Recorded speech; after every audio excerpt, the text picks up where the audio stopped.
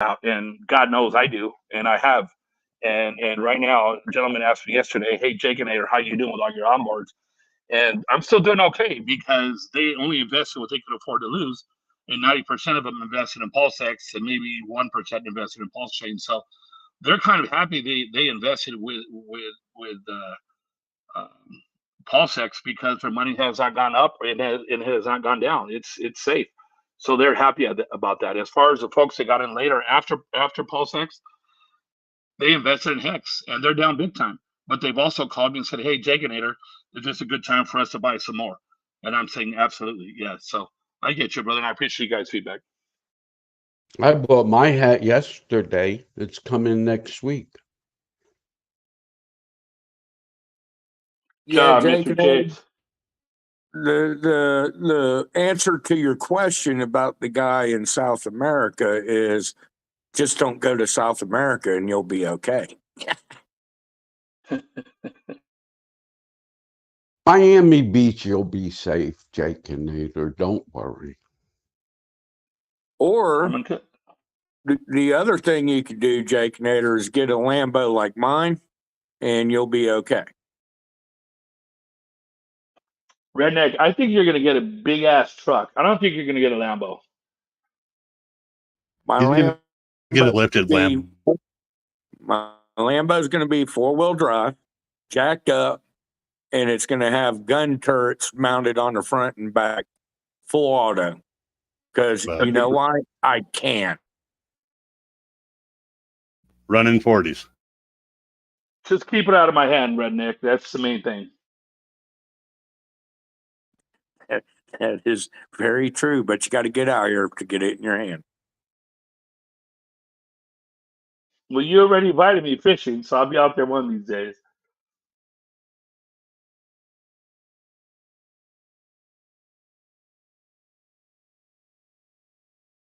No, but you're right. I'll probably get me a big old truck. Oh, yeah. I like that picture you sent me the other day. I've been talking about that for a few days now, I got to tell you.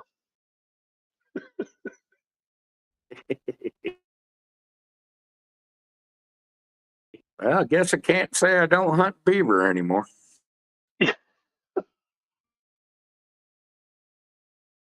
Where's Crypto Drone now?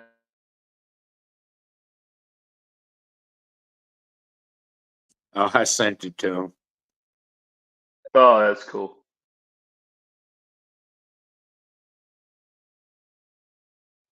Mr. Jiggs, are you in Florida? Where are you at in Florida?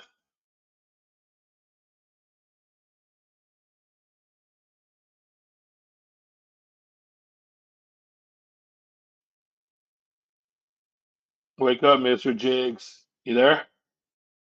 He's in Connecticut at the moment, and then he'll go back next winter to Florida. Oh, gotcha.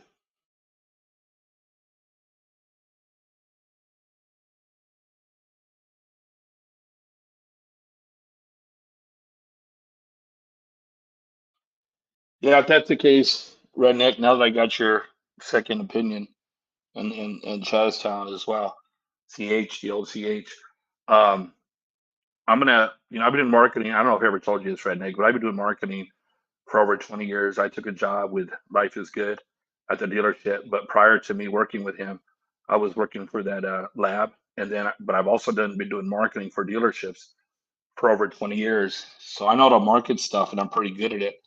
And I'm gonna start. Actually, after we start, I'm gonna get some cash as far as getting the word out for Pulsechain, Hex, and PulseX. Really going heavy marketing for all of us. So I think I'll tell you what. Even if I'll tell you what, even if you're not into that, you haven't marketed before. But for the people on here, just to walk, even when I go to my grocery store, I said this before. How you doing? Have you ever heard of cryptocurrency? Yes, my husband does. Great. Well, here you go. And I write down Hex, Pulsechain and Hex and PulseX, and there you go. And we're getting the word out. It's that simple. When I go have dinner, when I go have lunch, today I went and have lunch and I sat next to somebody. Hey, have you heard of Pulsechain? No. Have you ever heard of cryptocurrency? Bitcoin? Yeah, yeah. Somebody knows, and even if they don't know a lot, they know somebody into it. And I tell them, well, if you know somebody into it, speak with them, let them know to look into this. And the next thing you know, that guy could have a company with 500 employees. The next thing you know, 300 of them are into Pulsechain. So you never know who you're speaking with. So that's why I think it's important that we continue to, if we want to have huge bags, we got to get the word out. And Richard Hart so far has not spent any money on advertising. We're hearing possibly he could be. I think he will. And once he does, I mean, look at the Super Bowl. Half of the commercials were about crypto. So I think once Richard Hart opens up his wallet and starts spending some cash, it's going to go crazy. Just saying. Till then, I will fly my American flag high with the Pulse flag and Hex flag and PulseX flag slightly underneath it and cruise the lake. Amen.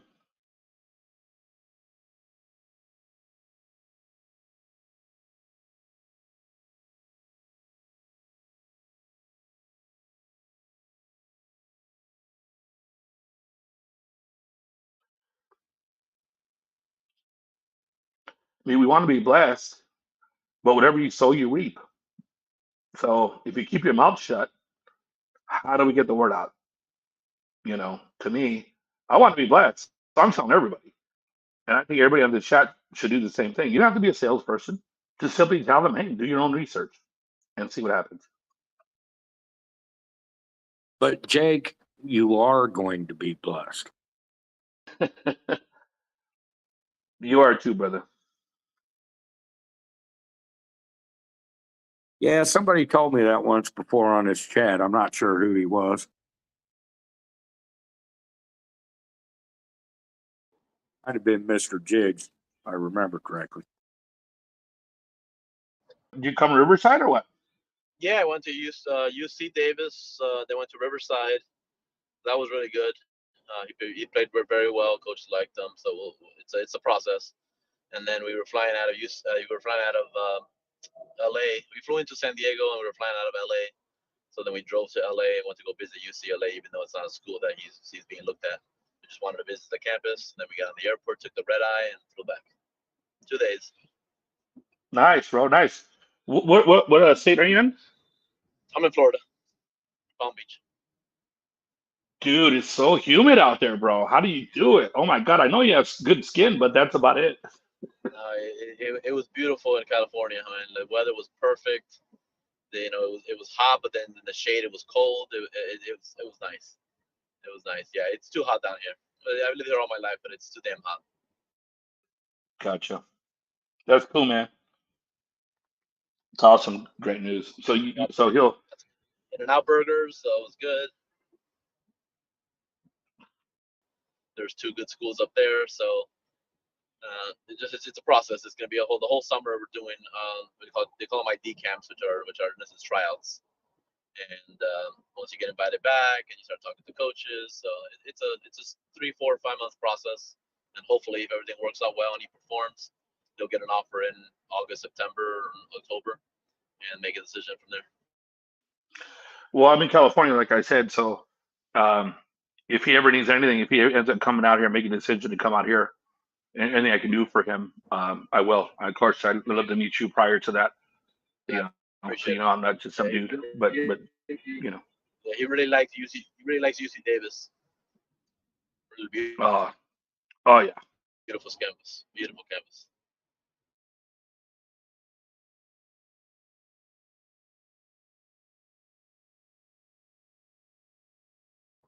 So what's new around here? Anything new? Any new news? Or all the same?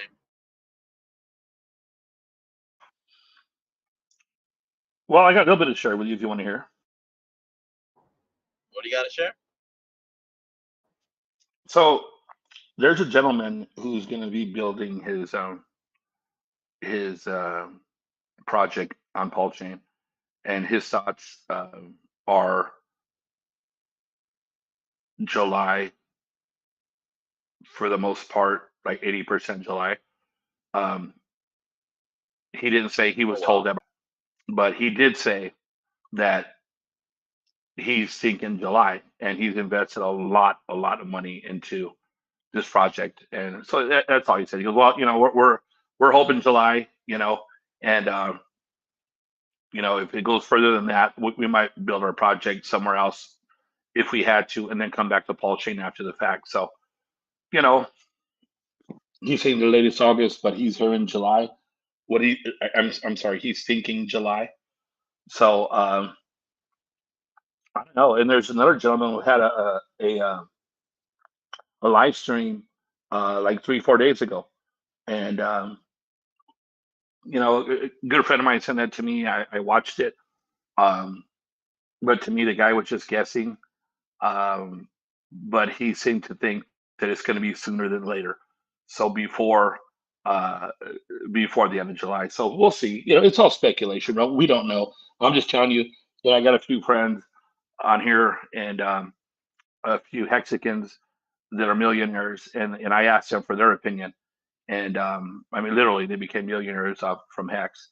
So I asked them their opinion, and you would think that if you're a millionaire, you might have a little more connection, but truth be told, they don't. They might have a little more connections than you and I, but they're saying that they're hoping for July as well. I mean, my birthday is June 29th, so I'm hoping launch is there. I think we'll all be blessed. Just saying. Where you will, but. Yeah, but that's interesting. If you're building a project, you got to be talking to devs and kind of having more conversation. Maybe not direct conversation about what the launch date is, but they got to be having conversations about different things. So maybe there's some hints in there. Talking to the Yes. developers. Yes, I agree.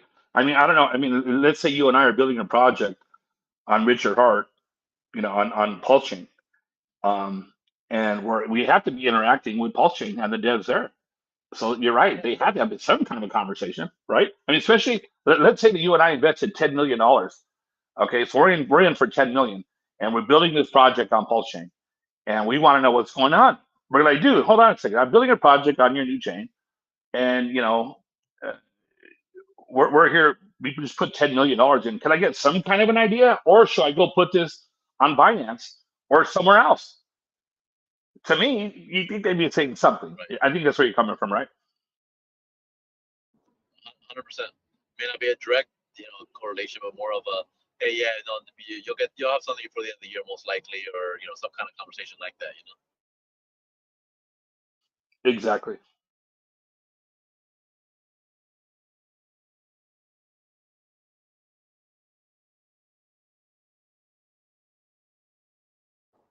I'm hearing there's a lot of Bitcoin and Ethereum shorts that are going to be now, or people that invested money into the thing with other people's money that may get liquidated, which may be the next dump that we get, which may hopefully be the last one, which will get it closer to that 1,000, and hopefully from there starts popping up, because I think that's the biggest thing that everybody's worried about is you got all this leveraged money that's out there.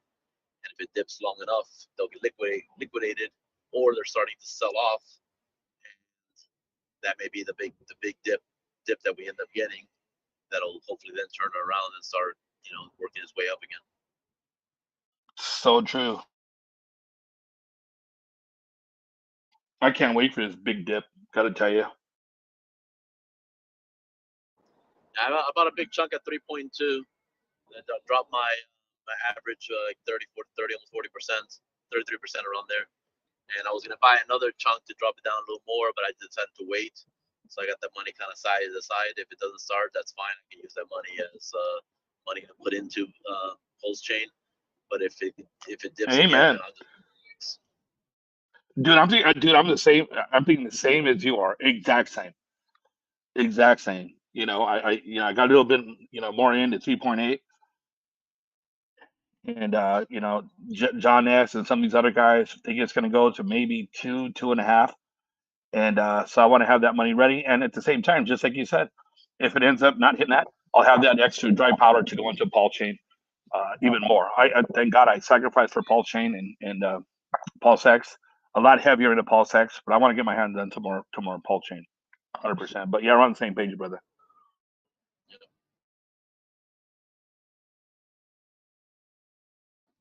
Yeah, one of That's the biggest, exact. not to name one of the biggest questions is going to be, once you get that duplicate of hex, what do you do with the EHEX? And there's, obviously different ways to look at it. Whether you just, put it into Pulse and buy the PHEX, or you just keep it there. So that's going to be the next, question to be answered once it goes live. I know I'm of the opinion I absolutely want to keep my EHEX. At least Fully. maintain it, if not buy more as people exit Ethereum going to Pulsechain, then buy more EHEX if there's like a price disparity that looks enticing for me. Because I'm of the firm belief that EHEX is not dead. It's still going to be there. Ethereum's going to be fine. It's working through its issues. I mean, of course, we talk all the time about the Ethereum network or whatever, but like at least I'm not going to be moving. I think there will be a lot of people who will move from Ethereum Hex to Pulsechain Hex, which will make a buying opportunity, I think. So I'm waiting to see how that plays out. Well, you're right, Gamma, and this is the thing that people don't realize that, and I'm in the opinion that Hex on the Ethereum side is going to go down considerably. That's just my thoughts. But I also will say this: the people that have a ton of stakes on the Hex side, and less people are staking on the Ethereum side, your APY goes up. So instead of making 20, 30, 38, all of a sudden you're 40 or 50. Heck yeah, would be a good plan. So I'm with you on that.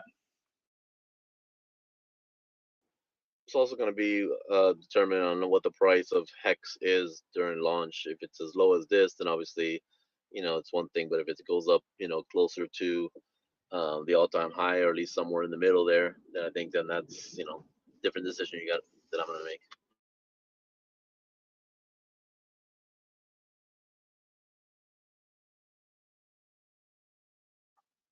I agree.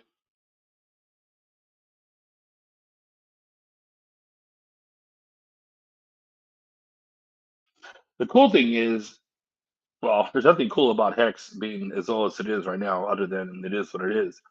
But if it will be easier, there's no if about it. Will it be easier for Hex to reach parity with Hex on Pulse at 2 or 3 cents? Absolutely. 1,000,000%. You cannot disagree with that. If it was 50 cents, it would be different. So the price parity is going to reach, I would think, a lot quicker, which means if you have 4-cent Hex on Ethereum, you're going to have 4-cent Hex on Pulsechain really quick, because if Hex on Pulsechain is very inexpensive, Gamma, I know you'll be buying for a fact, as well as anybody that can get Hex on Pulse for, half a penny or a tenth of a penny, whatever the case may be. It ain't going to be cheap for long. It's going to go up really quickly, especially because the fees on Pulsechain are so much lower. So, yeah, I think it's going to reach price parity a lot sooner, easier now, because math is math. What do you think, Gamma?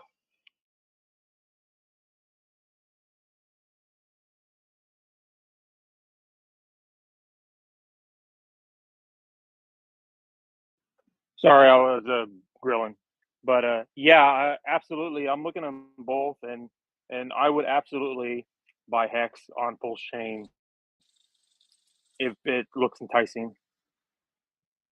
I believe I've been thinking about it. I believe over the next few years, I will continue to flow money into Hex, but Pulse and PulseX are, because I got into the sacrifice.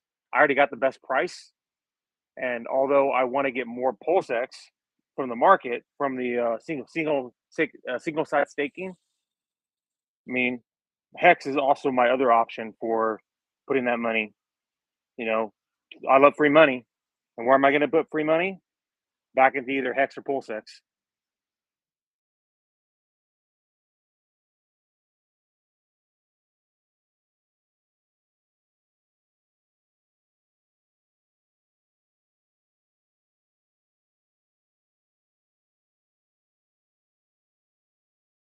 Earlier, we were talking about the capitulation. I have a hard time saying capitulation. So say it a few times, and I'll get around to it. But that event happens, and then like with all the shorts, goes down low enough, they get liquidated. Maybe Sailor gets liquidated if Bitcoin goes low enough. Maybe Coinbase has major fucking problems. There's a bunch of other institutions that have leverage positions that could get liquidated. There's a lot of players that if Bitcoin goes down to like the teens, right? Like there's going to be a lot of stuff playing out there that it wicks down for some period of time, probably not very short at all. And then now we have our capitulation event. And then, okay, great, now we can move forward. But there's a lot of shorts that have to be liquidated. There's a lot of leveraged positions like Sailor shit that needs to be liquidated or maybe liquidated. That would like help us get there.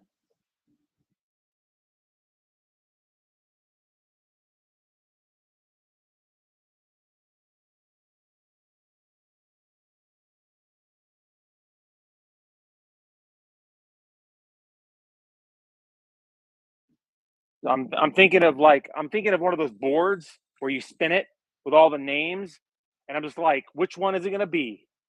Because we got a lot of players in the game. What domino is going to fall that's going to make this thing go into capitulation? I'm not sure. I'm waiting. Right, every day is a new spin, and waiting for that thing to play out.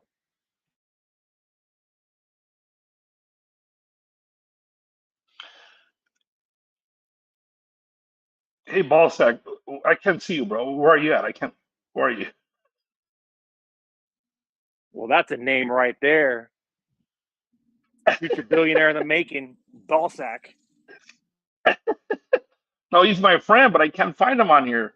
He changes his name every week. I He's got just the names. You know what I mean? I mean, if you can't make fun of Ballsack, like you need to get a sense of humor. If you can't see I know. Baltic, you got to lose a few inches around the waist there. Bacon.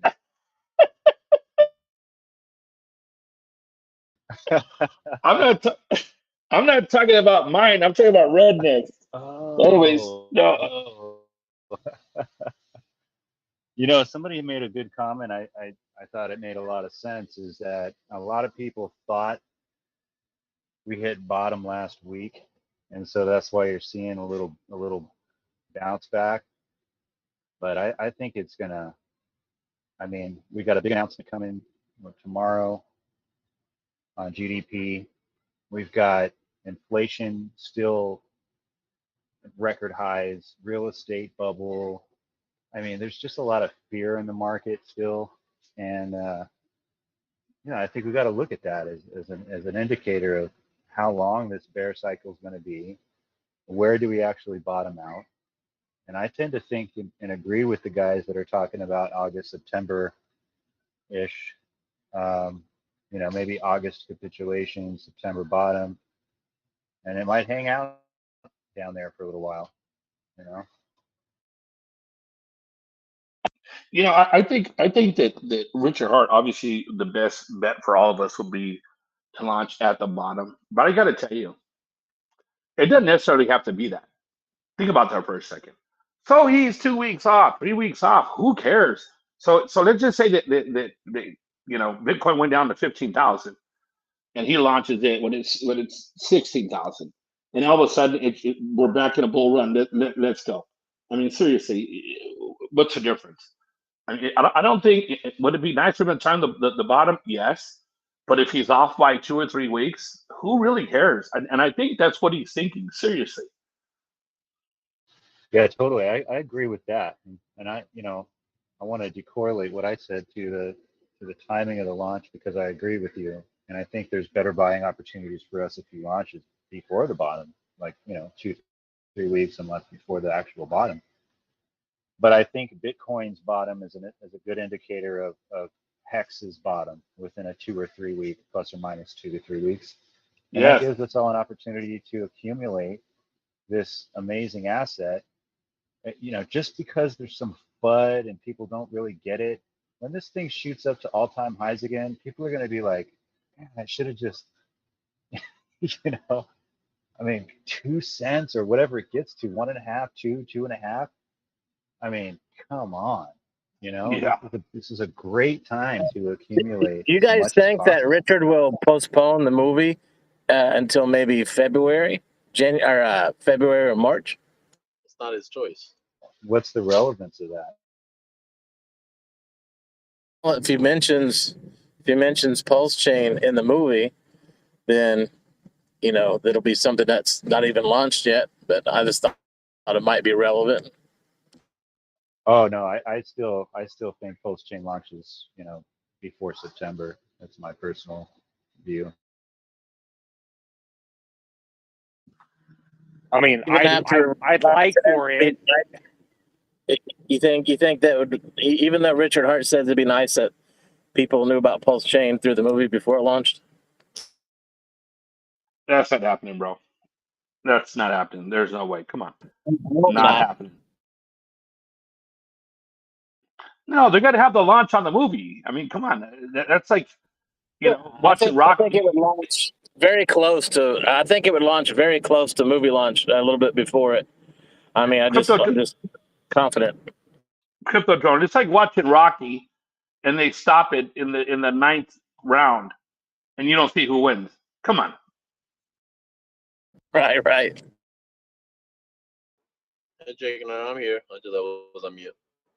I'm back to my original name. I'm no longer Jake's ballsack, left ballsack. Hey, I look at that comment that Richard Hart made, like, you know, I look at that comment that Richard Hart made, like, hey, you know, it'd be good if people found out about Pulse through the movie, but why would he launch the movie and then all of a sudden Pulse is not launched?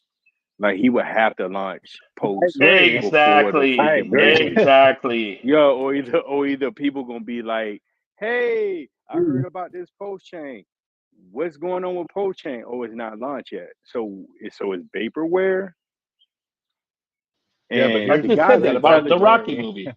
Yeah, I just said exactly. about the So Rocky movie. Come on. I'm agreeing with you. Look, hey Jake, I'm agreeing with you. Hey, look, hey, and then also, man, the guy, I've been watching a lot of videos on Richard, man. So you know, and I'm bullish myself, so I'm a risky investor. So I definitely jumped in before I really knew Richard Hart. Uh, but then at the same time, man, I found a video he was talking about, you know, he was talking about crypto in the sense of a life cycle, right? Like a technology life cycle. And I was like, man, this guy actually, he's, I agree with everything that he said, man.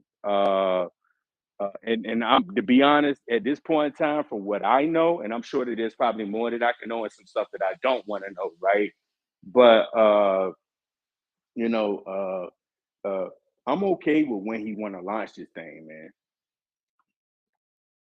And you know, the way he's been calling the tops and bottom of Ethereum, and his explanation of, you know, crypto as a life cycle, as a technology life cycle, and not just a financial market. I actually like that. I actually like that. So if he wanted to wait till December to launch it, I'm on board. January to launch it, I'm on board. I just want everything that people got out of Ethereum. I want to get all of that out of Pulse, every last drop, red cent. And then I want my money to settle. You got to leave the chat. Yeah, I know, redneck. Hey, but if you can have a Lambo on a big old country boy wheel, you know, then I can stay in the chat too. If you can have that, I can stay in the chat. Freaking talking about he driving his Lambo across a freaking swamp with a 4-wheel drive. With a 4-wheel drive. Man, come on, man. If you can have that, I can stay in the chat, bro. That's a Lambo. Yeah, A man. Lambo. Look, redneck. Look, redneck. One of them good old boys. Tom, you know, good old boy don't buy no Lambos, Jake. Look, you know he rich for real if he buy a Lambo, because good old boys. I told Lambo. He's not gonna buy a Lambo, bro. Come on.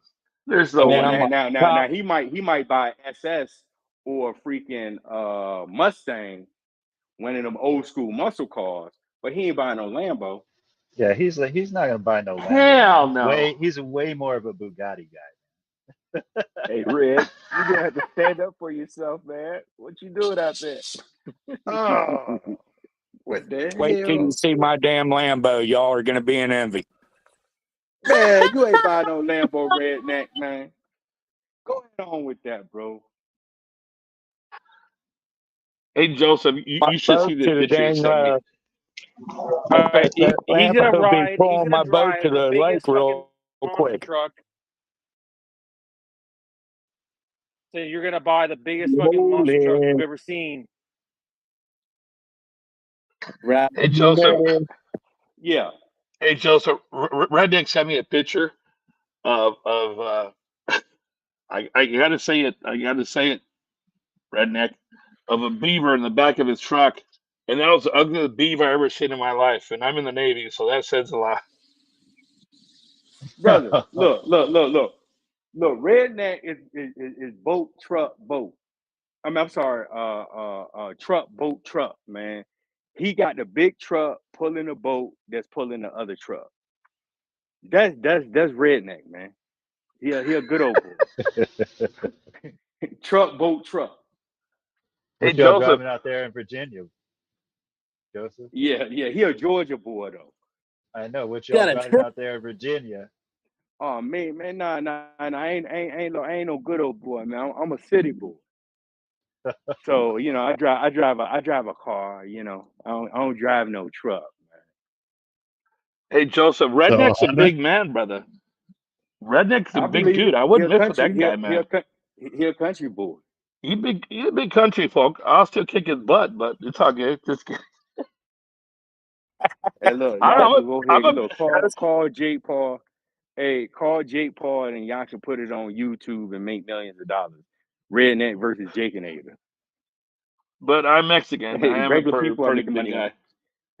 My wife is Mexican. I would never hit. She's from Vista. Huh? I would never hit Redneck. I love that guy too much, man. Plus, he's probably gonna feed me pretty good when I come to see him. So Oh yeah. Dude, Or either he gonna poison you, I can or tell either you, Jake, as many people tried to hit me, they ended up with broken hands.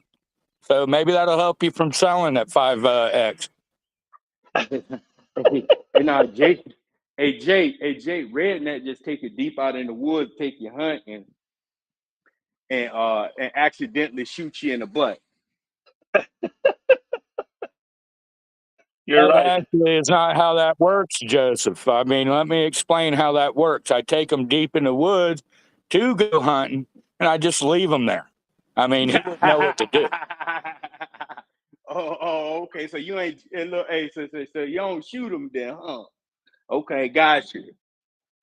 Well, Hell Joseph, the no, reason why wild I hog said that, will eat anything. Wild hog will eat no. anything, including Jakenator. 100%. And Well, look, feed it to the wild I'm a city boar. boy like you. Yeah, we city Come on, boys, hold man. on, Joseph. What the heck, I'm from Norfolk, Virginia, man. I ain't trying to go hunting. dude? I've been He buy, there. he You got a buy his Navy meat at base the there. market where it should be. Yeah. Look, hey, I like my Oh, snap. Walmarts and my malls. I'm not trying to live in the middle of wildlife. Look, Joseph, I tell you what, when we get blessed, like Jakenator says, I'm gonna fly you down to Atlanta. We're gonna go down to the Lambo dealership, okay, and then you can help me pick it out in the style that I want it. Okay, all right. Well, look, hey, I got you because I'm sure that you might be living the lifestyles of the rich and famous. Georgia cheap Oh when it yes, we comes to are. the cost of living. So I Hey, got you. redneck, I'll help you do that. Matter of redneck. fact, I'll fly down there. I got a quick question, redneck. I'm 6 foot something. Have you ever sat in a Lamborghini before? No, I would imagine I can fit my big ass in it.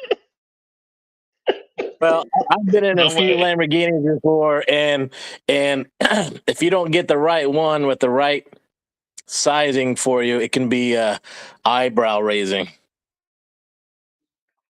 Hey, Well, I'm 5'10", so I again, can fit in The a Lambo. Gallardo, the Gallardo's nice. The Murcielago's decent as far as a man 6 foot tall, maybe plus a little bit. But some of the others, man, you can get in them. But once you get wedged in that mofo, you're gonna have to do a dance to get back No, out. He'll be just fine. Just get a shoehorn and some Vaseline and pop in and out each and every time. He's all It's, good. it's all about the Lamborghini Urus SUV. That's big enough for any man in this chat. Look, you guys just don't seem to get it. I'm getting the Lambo redneck version. That drives on water. Guarantee You know what? you, Lambo You know what's will bad? sell 1 billion of them. You know what's bad is I went to the Lamborghini website, and I'm not a Lamborghini fan, and I saw that SUV, and I was like, yeah, that's probably the only Lamborghini I would buy. Is the SUV version? That's probably That's a the cheap only car. one to buy. It's the only one to buy. You can drive it every day. It's comfortable. You get your kids in the back. You get your groceries in the trunk. It's a beauty. It's the only Lambo to buy. Yeah, yeah. I'm basically Rackham got has a good soccer mom at this point. picture or a good video of the Lamborghini SUV. Rackham on his Twitter. Man, y'all better get some electric cars, man. All that money. Y'all talking about gas guzzlers. Get an Tesla electric S, car, boy, man. dual motor. Hey, Lexus got a nice one. Porsche got a nice one. Everybody's going electric, bro. Next 3-4 years, 5 years, I'm telling you, 50% of the cars sold are going to be electric. Hey, listen. And the jacked up Yeah, thing that is electric all these Hummer. gas stations can go out of business. Oh, you know what? Everyone's That gonna go electric electric, and Question we're for still you. gonna have a classic Man. gas car. I got a question for you. I mean this seriously, Joseph. If you got an electric vehicle and you're driving down the highway and you run out of power, do you get out and walk up and ask for a can of electricity? Yeah, man, you do that, man. And if you got all the money I'm gonna have from this investment, then somebody will give you that can with electricity. And then, are you hearing me? Read that. They'll give it to you, man. Somebody will Only drive your second electric car to you so you can get back home. Oh yeah, that too. Hey, So hey, Redneck, you know what I think is a good idea, bro? On that note, this is no BS, okay? The maximum amount of people that run out of electric in their car, why not have a company in a truck that when you call, we come out to you and we recharge your car. And we give you a total charge in 30 minutes and you're good to go again. Dude, that's a really good idea. And I haven't heard any of that. But It'll be good because I just show up in my that gotta Lambo. happen. Yeah, that gotta Bro, happen. the reason why you haven't heard about it because it's not profitable. Well, we're not yet. We're not yet. that's But when not you look true. at around like 2027, like Volvo is gonna have electric version of all of their gas cars. The same thing with Ford, all of that stuff. They're gonna have issues on the road, just like other cars will have issues. The only thing is Yes. that company will Yeah. have to get Okay, associated with the insurance company. Crypto Dawn, you're wrong. You're here's one thing. wrong. Here's one thing I'm gonna say. Okay, can I speak? One thing. That would be an Okay, so add-on you're gonna make a service and shit not ton a of money. business by itself. Hey, one thing. So you're gonna make a shit ton of money in crypto. You're gonna learn how to do that, and then you're gonna pour all that money into a startup that's gonna fail. Probably. Yeah, but That's a good business plan right there. yeah, but Oh, why yeah. would All you my want to do money, a all my startup? 30 Here's the million. deal. If you Come on. were Here's the millions deal. of dollars, if you were millions of dollars, like why would you want to do a startup? Why not buy a profitable business? Like I'll never do a startup again. How Ever will that in my not be life. profitable? Well, How will that if the not be startups profitable? fail, because Look here. startups fail. I lived in Silicon Valley. South of San Yeah. Francisco. I worked right down from the Tesla plant for 10 years. And so there was inundated, soaked with Teslas, electric Leafs, electric cars from all over the place, right? Diamond Lane, Yeah. all electric love. I haven't seen one electric car the 19 years I lived in Silicon Valley. I haven't seen one electric car on the side of the road. Now, there may be there, But the last few years, before I moved here in the land flowing of milk and honey, Kentucky, but these last few years, I never saw any electric car on the side of the road. None. Right, and that's why I say that what you was talking about would be a service. It wouldn't be a business by itself. Because you're right, you don't see electric cars on the side of the I'm road. talking But about a when you look prepaid at all of They're service, the too just in new. They're case, too new. like well, insurance. not just today, I think but not just because they're too new, you're getting the better product. You're getting the better product. Like it's Well, not here's like also the cake. The cake isn't baked yet. So you gotta have that company that come out and say, "We're gonna spend $2,000 to build you an electric car that you pay $20,000." That's the hey, American way, here's right? also this aspect to it. Okay, let me $20,000. one more Electric hole in car this is not Hell business yeah! plan. How much you think it costs to build an Apple iPhone, my man? Programming, processing, Okay, here. everything, all the way to they sell it to you for like $1,000+. Yo, it takes like Hey, can I $20. put one more hole in this business plan since we're fucking off and we're just talking about this? Yeah, Okay, Teslas have the technology to geolocate and know exactly how much they have to go to the next station. So it's like virtually impossible to run out of fucking battery, because by the time you got to the point where you would lose battery power and need this service we're talking about, it has already informed you, oh shit, you're gonna run out of battery. Here's 15 battery location filler uppers that you need to go to. right, Here's right. The artificial That is so intelligence is wrong. really listen good. real quick. The- That service will be great. Listen here, if you take the service and sell it as a prepaid service, as insurance, kind of like AAA, that would be Nice. everybody will, pay a little bit. Maybe they'll pay an extra, maybe $2,000 on the loan. Then you have thousands of people paying an extra $2,000 and they'll never use it. It's like insurance. Yeah, You Hey, get yeah, Gamma. people. but it is Gamma. not enough money out there. Yeah, No, there's not wait, enough like money out Gamma. there. you create a legitimate company that will drive and charge you out. If you get out of battery, so all these Tesla and all these other electric cars can feel good that if they ever get crapped out and they forget, or Right, they'll have a guy because they paid right. a couple of years ago $2,000 for the service, That's what's and money. they're good to go. And they're like, you know what? If I do run out, I'll just call my service because I got my number. Here's my number. I paid $2,000. I already paid $80,000 for the car. If I run out, I'll just call this number, and that's how you're going to make your money. Hey, Bingo, Gamma. bingo. Because look, that's legitimate Let's create a insurance. That's cryptocurrency then. legitimate insurance. He's Insurance, creating insurance. He's creating insurance on something that's not needed. If I can get somebody to buy insurance and you Just take don't payment in need it, crypto. then that's a good insurance policy. That's a great insurance policy. even better if it expires after 7 years. Right, right. That's a good idea, Crypto Drone. We'll get this rolling. Give me a call. Bro, That was that's my free idea. money, man. That's free. Hold up, man. That was Crypto Drone I'll be idea. I'll be a consultant. I won't be a partner. I'll just be a consultant Bro, for you. listen to me, We'll man. do it. Hey, look, Silicon Valley. Hey, look, man. Look, we need to put that jank together. I don't even know what kind of investment that would take, but you would have to have somebody. But that's a good idea because technically you can show how people would buy it just to feel like, hey, I got the insurance. But then at the end of the day, it's something that they would never ever need to use. Yeah, like gap insurance. Most people don't use gap insurance. They pay $1,000 and $2,000 for gap insurance. Most people never use it. Wow. That's wrong. I see the That's value wrong. in that. That is wrong. No, Hold that on a ain't second. wrong. That's the American Well, way. well, hold on a second. Hold on, Joseph. I'm in the car business, okay? So you're wrong and Okay. he's wrong. Okay, so let's keep. I don't know what you do for a living, but I'll tell you what I do for a living. I sell cars. No. Correct So that, for you baby. to say that's wrong, that's incorrect. There's people that use gap insurance all the time. They come into our dealership, not every I know they weekend, use but it, bro. okay. Calm So down, don't say they cowboy. don't I know use they it. use it. Okay, No. okay. I know So they use let's be it. real. I know Let some him And it's use not. it. And by the way, well, Let let him me finish. explain.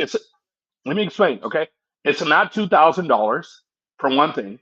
Okay, it's $995. That's the most that any dealership could charge for it in the state of California. The other 49 states, different story. It's $995. Okay, now people come in all the time and say, "Hey, Jake and Nader, remember you sold me a car a year ago? Well, unfortunately, you got in a car accident. I'm here to get the information." Okay, no problem. So Gap is a great thing to have. Now, if you buy a $20,000 car and you put $10,000 down, there will be no gap because your car is worth so much. But if you're putting zero down, you need gap. Man, I should say most people don't use it. I sold Toyotas for 2 years. I don't know. I'm not your expertise, but I know what gap insurance is. Okay. I know, but I didn't say I got your experience, bro. I'm just saying We've got some a lot of people, most people don't use it. Most people, not all. Hey, So that is some good there are people that knowledge. use That's it. some good knowledge, Jake. That's some good knowledge, Jake. Amen. Just so you guys know, so in California, it's Title 10 of the California Code of Regulations that actually gives the authority and a permit for what you guys would essentially be considered organizational securities permit application. I'm actually familiar with this because I've actually drafted this before, but that's what you guys would want to go with. So it's very interesting. I actually know about this little random piece of information, but yeah. So look into that. Valley. What are you talking about? It's called an organizational securities permit application, and it's governed under Title 10 of the California Code of Regulations. That's what you guys would want to start with if you're doing this, and you could legitimately do it.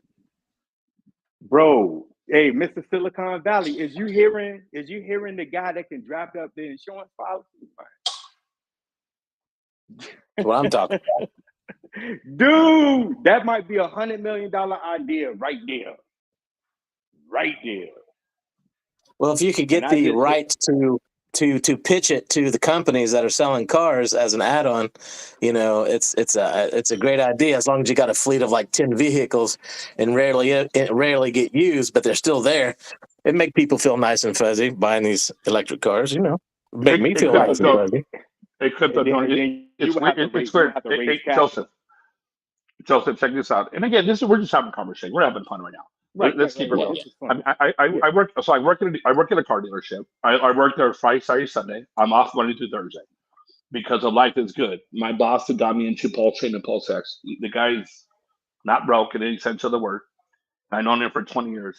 And I could work more. I could work a full-time job if I wanted to, but he gives me an opportunity to work Friday, Saturday, Sunday. But we have a charging station at our dealership. So the gentleman says, "Oh, that never happens. I don't see anybody on the side of the road." People get towed in all the time. So, you know, again, I don't know what you do for a living. The gentleman said that. But if this is what I do for a living and I see this and I know this, it's kind of hard to argue with it. Just saying I never saw them on the side of the road. If they get towed, that's fine. But I've never seen. What he's saying is they got a charging station. What Jake is saying is they got a charging station. And when they get towed in, is to get connected to the charging station, right, Jake? That's correct. Yes. And you make money off of that, right? No. So y'all don't make money off of that? No. Let me tell you why. Because you have a card. I know it sucks. Well, a little bit, not much. They have a card that if you buy a Tesla, you have a card. And so if you pull it, and we're an import. We're not Tesla. I won't dox myself, but we're an import. So but people come in with their right. No, I do not sell Teslas. Oh, okay. Tesla. Okay. Tesla is not an import. Tesla is American made. So the imports, we're an import dealership, but there are Teslas that come by, BMWs, you know, Audis to come and charge at our station. Now, for the most part, you know, it's not free. If you're an import, then you're probably okay. But if you're something other than that, you got to pay, and they give you a credit card. They give you a card to use. That card they give you is probably good for 1 or 2 years, and after that, you got to pay. So that's reality. And then what Crypto Drone Silicon Valley is talking about is about bringing the service to the customer, almost like a roadside assistance. No, that's what I said. That was my idea. No. Understood. Hey, I just said that everybody here is talking. Is saying, oh my God, you should have got that trademarked already, buddy. Yeah. Y'all already got that, and then you figure the state of California might. Here's my contribution. We create a cryptocurrency around this and have everybody that owns tokens or is backing. They basically own part of the policies. Well, that's what I was saying. That's a good idea. That's a good idea because I was saying we got to raise capital. That's what you were saying. you could have it like be yield bearing, so that way if they don't use it, that at the end of the year or whatever, or 6 months, a certain term, then like they've got something there that they actually can make a little money on too. So they actually would have the coverage, and they'd be providing liquidity, and then also they can maybe get a little change on there.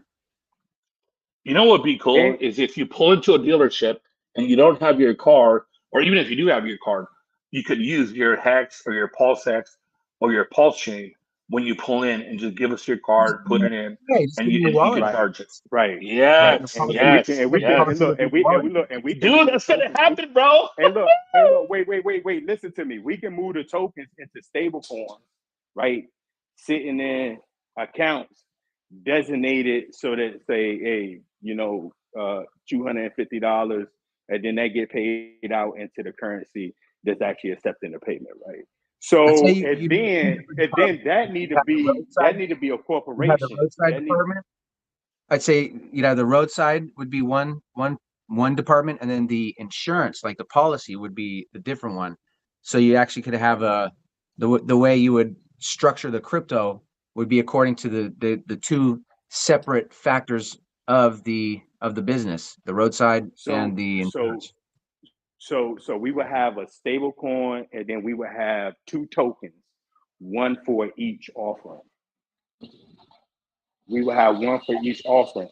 And then that need to be structured as a corporation. As a Yes, this is corporation. right. This is where we would Yeah, draft the securities. Now, but understand this. So exactly. the Because average we cost, will have securities at that point in time because they're financial the average instruments. the average cost of like a roadside assistance, not an insurance company, but a roadside assistance company, depending on the tow truck you end up getting, is anywhere from like 10,000 to 200 or $300,000, depending on the size of the business and the type of trucks that you're getting. Plus, also you want to factor into this, like if you're servicing a niche market such as Tesla's, then your equipment would be different than what's normal on a roadside assistance vehicle, right? So if you're specific Right. just to that market, then that would be, I don't know what the cost of that would be because it doesn't exist right now. I haven't seen a business like that. I haven't looked into the Right. P&Ls, but Right.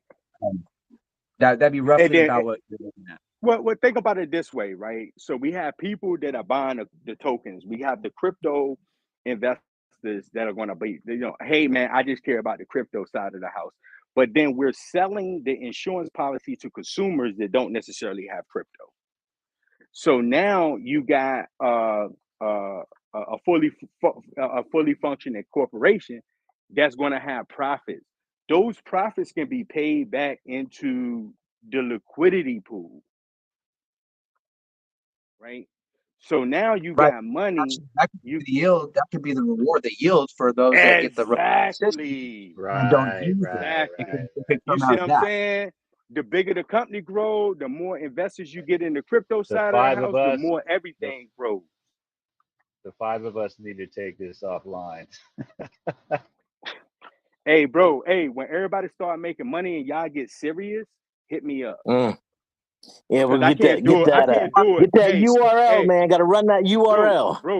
This is where I I have got a into the corporate. Look, space and look. Listen to wait. me, man. We'll Look, launch on listen to me. Pulsechain. We'll launch on If Pulsechain. y'all serious, and there's enough pieces to make it feasible, like enough pieces to make it feasible, we can sit down and talk, man. Because this is going to need capital, and then we got to understand the corporation side of the house versus the crypto side of the house.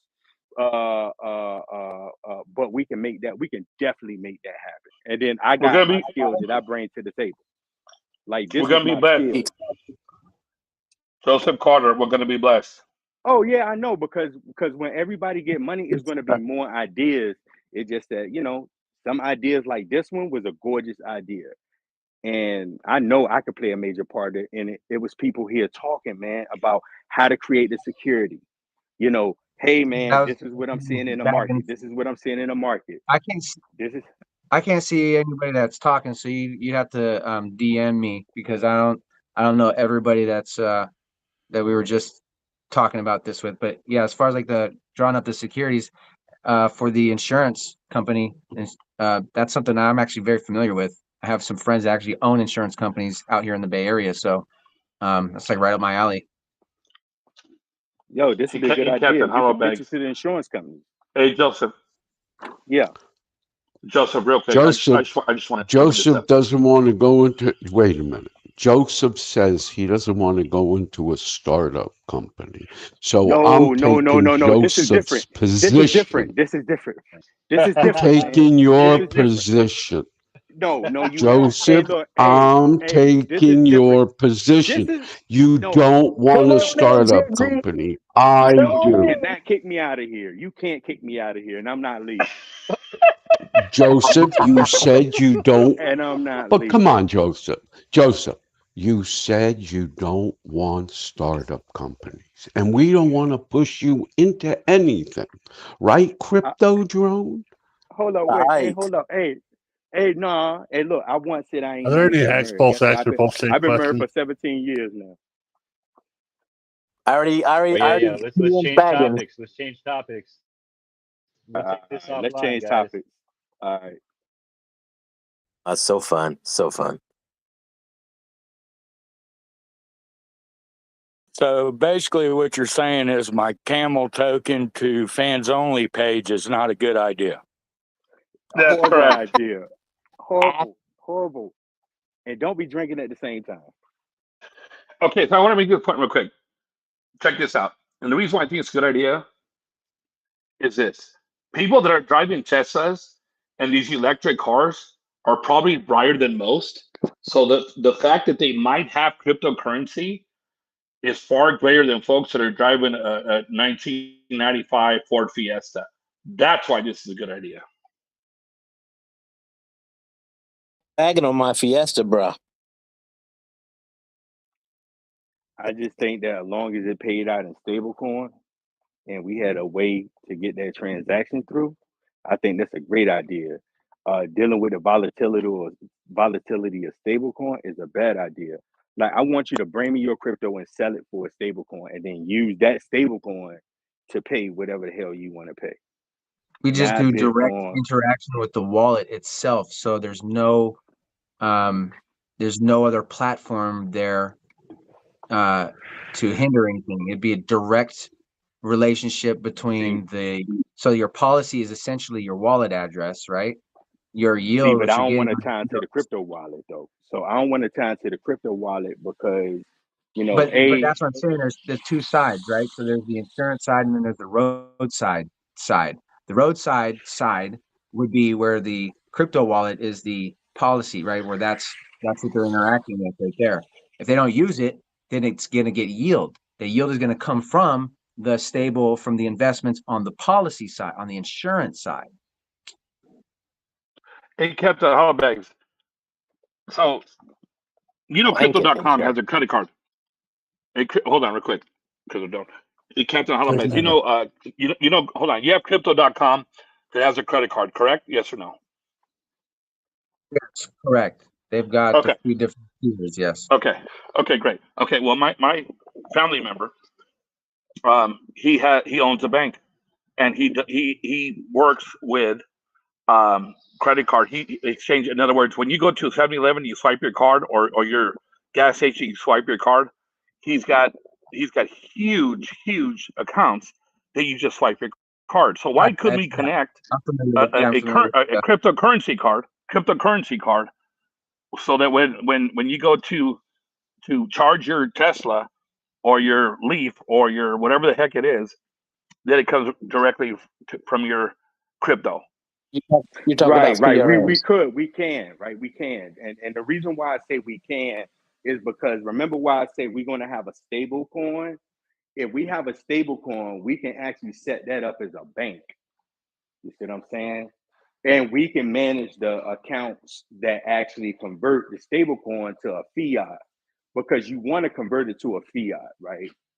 And as long as they buy our stable coin, then basically, so they would come to us with their Bitcoin. They would say, I want to pay this $20.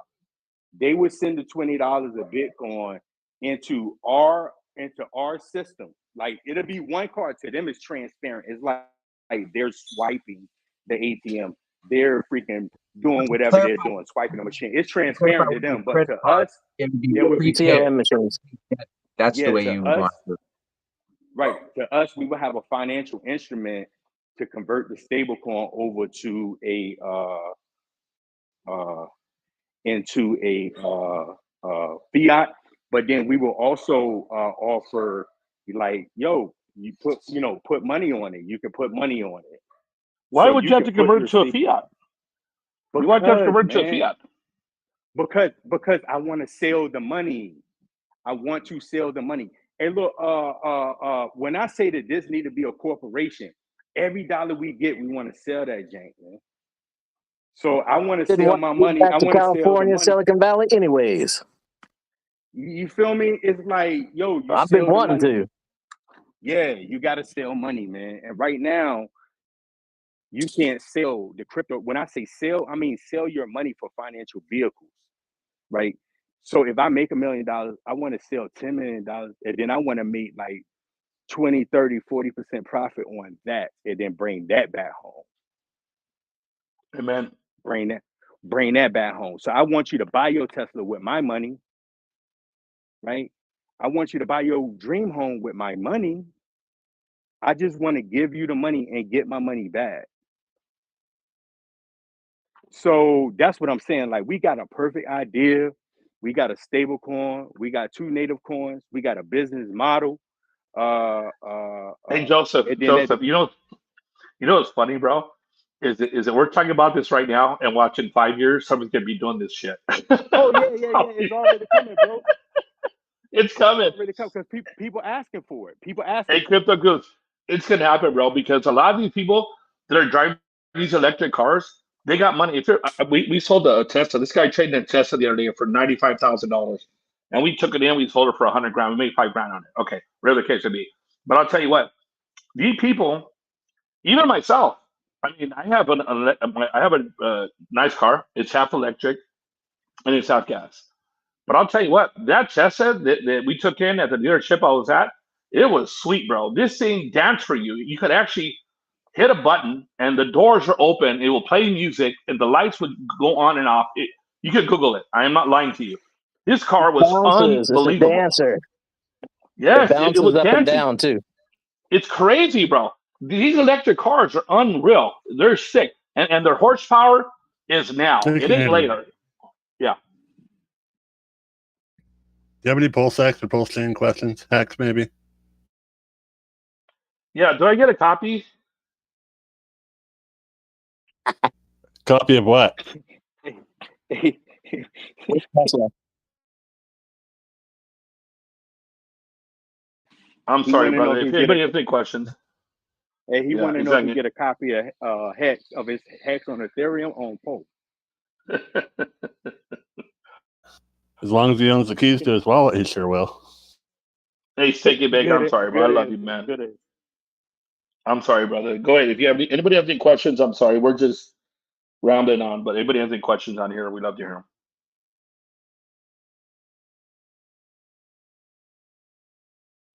I Yeah. got a question. Oh, go ahead. Somebody asked. Somebody's been bugging me on one of my social medias, and somebody answered it earlier, but I was driving. I was working. They're asking where that 39% APY comes from, and they were like saying, "Oh, it's just you just can't, you can't keep up a 39% APY because there's just there's nothing to support it. Blah blah blah. You just can't give something for nothing. How's it gonna produce such a high yielding CD?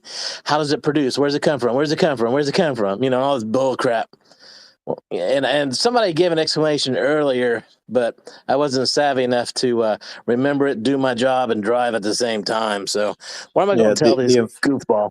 The inflation is actually only 3.69%, which is created coins that are made. So it's 3.69 is the actual inflation rate. Hold on a second. Yeah. I'm going to record this so I can write it down later. Hold on a second, okay? 1 second.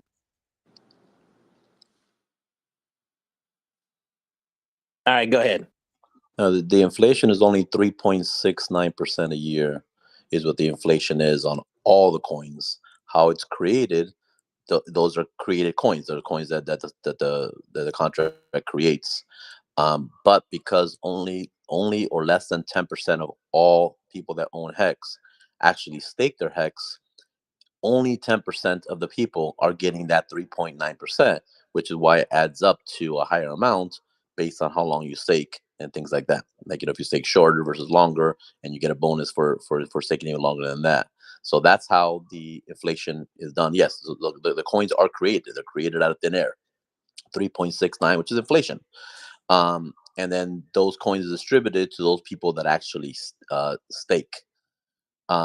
And that's how you get your percentages based on how long you stake for and the length time you stake. And then obviously there's times where you're going to get a little bit more because somebody end stake. So if you have a 1-year stake and halfway through you end stake, you end up losing a certain amount. 50% goes to the OA address, which is no expectations. The other 50% gets divided by everybody for that day that had that was staked. That's why there's some days that you're at 5.9 hex per T share. Sometimes you're at 6.5, sometimes at 7. It all depends on based on who's end staking, and that's what we call the bonuses that you get additional on top of that. I don't know if that makes sense or not. Well, it kind of does, just a little bit different. So if there's only 10% of the people that are in Hex that are staking, that's why it's so high. Bottom line. So right, they're sharing that 3.69%. Well, I agree with that. I agree with that. 39%. But the fact of the matter is there's only 10% of them staking. So if let's just say there's 100 crypto drone. Let's just say there's 100% of people that own Hex are staking. Then they get 3.69%. Correct. That's a fact. That's a fact. Now, if there's only 10% of those people that are staking, that's why the APY is so high. That's how I need to explain it, because that's a fact. Okay, because I found it a little difficult to try to explain it. So that helps. No, it could be difficult to explain if you don't, really fully understand it, and it is difficult to explain. And I tell people all the time, yeah, it is created at thin air. Inflation is, that those 3.69 isn't somebody, buying product or anything like that. No, it's just created inflation. So Hex is an inflationary token. And that's not a bad thing. No, it's not a bad thing at all. I expect the gentleman that I was talking to, it's just really hard. It was just a little hard to articulate that. Yeah, the difference too is that on most coins, or almost all the coins, on almost all coins, including Bitcoin as an example, which is the easiest one to explain, the only way that you make money, or the only way that you increase your quote unquote value of whatever investment you put in Bitcoin is by price appreciation, correct? If the price you bought it at 10,000, it goes to 20,000, you double your money, right? Just basic math. If it's 10,000, it's 5,000, you lose it. The difference with Hex is that not only do you get price, appreciation like you do with like Bitcoin, but you also then get additional tokens given to you in a form of a yield based on your ability or your want to stake those tokens into the contract. Staying longer is better. Correct. Staking longer, you get better. Correct. For example, those that did it when they first started, let's say they bought it at, just to make it easy, they bought it at 0.0001, and they put million tokens in, and they staked for 2 years.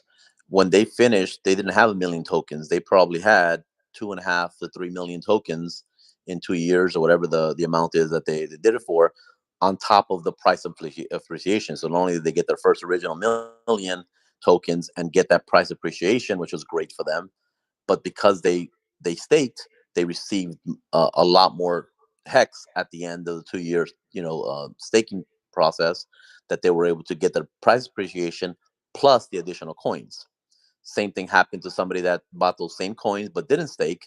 They got the advantage of the price appreciation, but stayed at the million tokens, didn't get anything more than that or anything less than that, because that's all they had, and they never staked, which is not a bad thing either. So this is a way of getting it twice. So for those long-term folks that staked for 2 years, 3 years, 5 years, 10 years, while the price doesn't seem fun, they're just keep getting Hex, and at later time in the future, in 2 years, 3 years, 5 years, whenever they end their stake, they can just hold on to to their stakes, or not stake again, or they can stake again.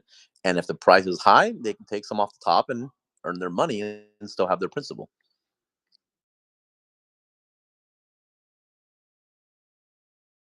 that's I remember those statements earlier. It's just it was a little bit hard to articulate it to No worries. friends. Yeah, no different than a CD, right? CD, you put $1,000 into the bank. They give you 2%. At the end of the year, you'll get $1,020, whatever that is. You gain. You don't get any money for the price appreciation, because there isn't. But you get the percentage yield that they gave you. That's the only difference there. Because the dollar is still going to be worth $1 plus your 2% that you got on a bank CD. This is different because you get obviously the price of appreciation and depreciation, which is the risk factor on crypto. Thank you. Roger that.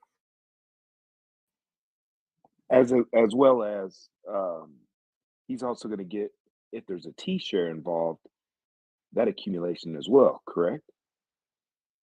Well, of course, that's where So the I mean, APY comes from. yeah. Well, that's what I'm saying. Yeah. But he's actually getting even more than what he put in. So to help him explain why it may be more advantageous for him to say bigger will pay better on top. So he's got like 3 ways to win in that scenario that you just gave him. Technically, it's only 2 because when you stake, you turn your hex into T-shares. So technically, to make it simple for the layman person, it's really only 2 ways that you gain. You gain one by the price appreciation, and the other one you get by staking, which is turning into T-shares and earning more coins over longer, paying better. Yeah, probably needed to tell Drone that, because if they don't put enough in to get that T-share, then they're only going to be getting actually a little simple APY.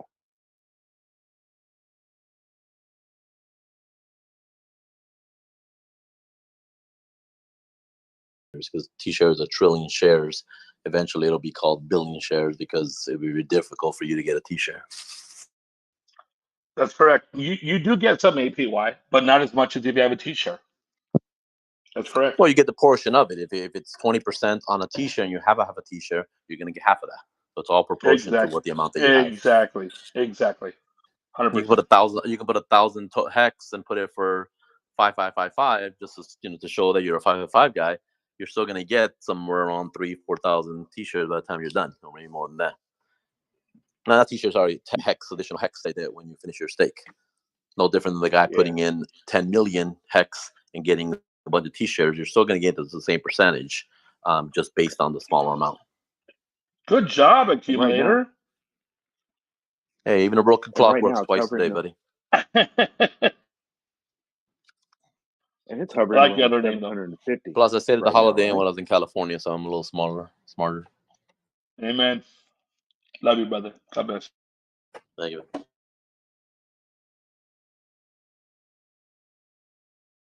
It was a Holiday Inn Express. Hey, redneck. Speaking of smart guys in the room, How is Crypto Drone doing?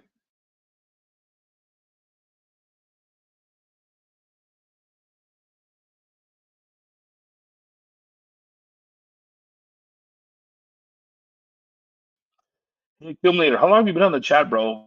6 months? 8 months? more than that. Where are we? We're in June. Yeah, I'm gonna say 6 months, probably. Yeah. Yeah. I sacrificed late into Pulse, and then I sacrificed a big chunk in PulseX and just started on the chat and been there since. Yeah, me too. I got some more Pulsechain, brother.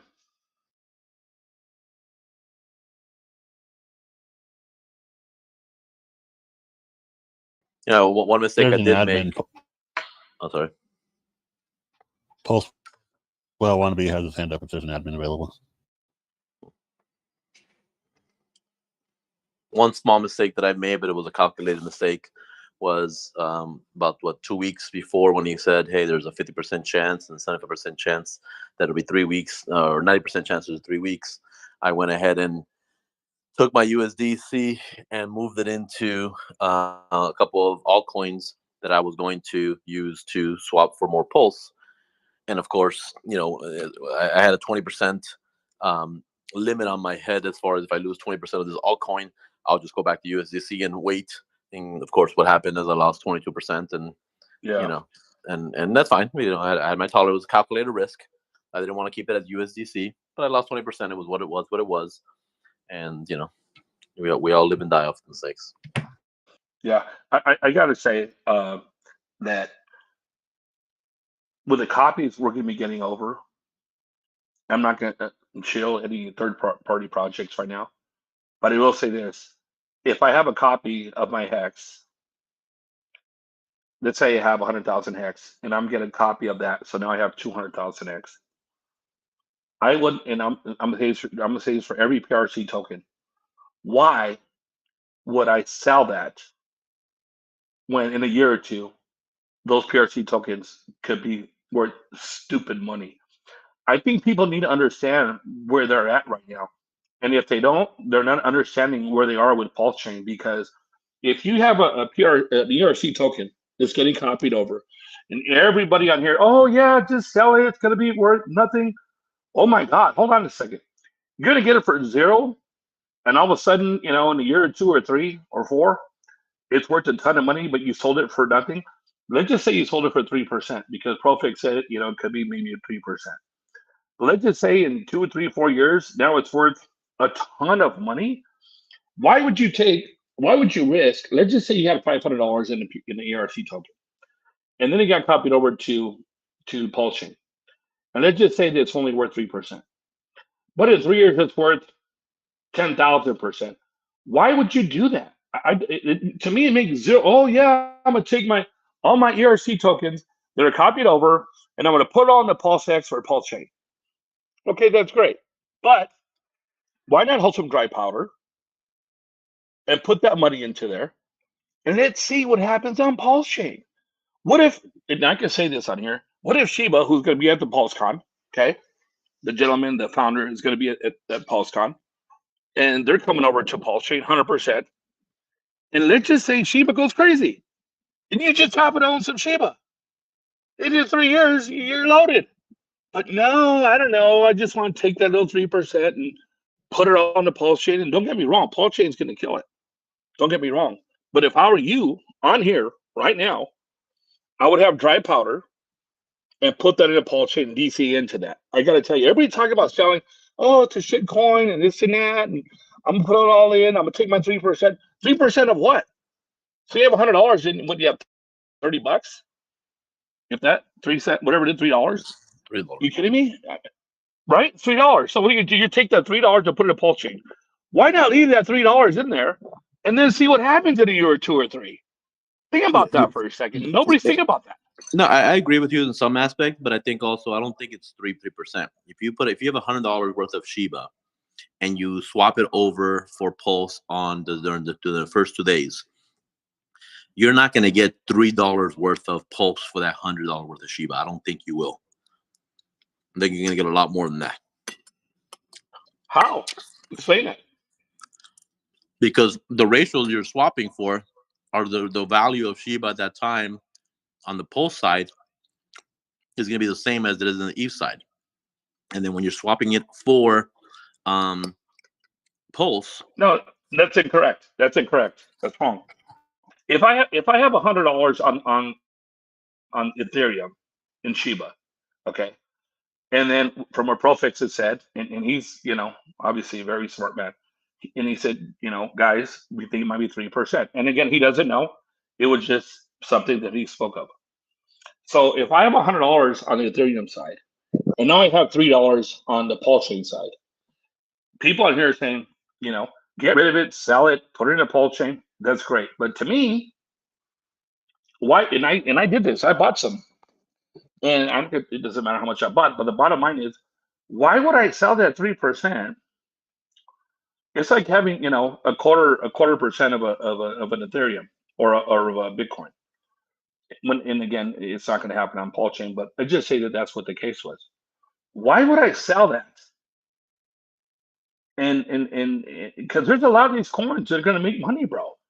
There's a lot of them. I'm not going to talk about them all, but there's a lot of coins that are going to make money on Pulsechain because the fees are way lower. But yet everybody on here is, oh yeah, just get that shit coin and sell it over. And no, if you listen to what I'm telling you, you're going to be very well off. I got to tell you, those are, and I've talked to a lot of people, not only on this chat, but other chats and people that I know that are worth a lot of money, millions of dollars that invested in Hex, and that's what they're sharing with me. So I got to tell you, I wouldn't be selling all my PRC tokens in the Pulse chain or PulseX unless that's all the money you have. Now, only invest what you can. I'm just saying. Think about it for a second. It'd be interesting to hear what Profit meant by if you have $100 in a Shiba, you're only going to get $3 worth of Pulse. That's correct. That's what he said. It'd be interesting to That's what find he said. out how he's figuring out that math. It's a long story, but he has said that.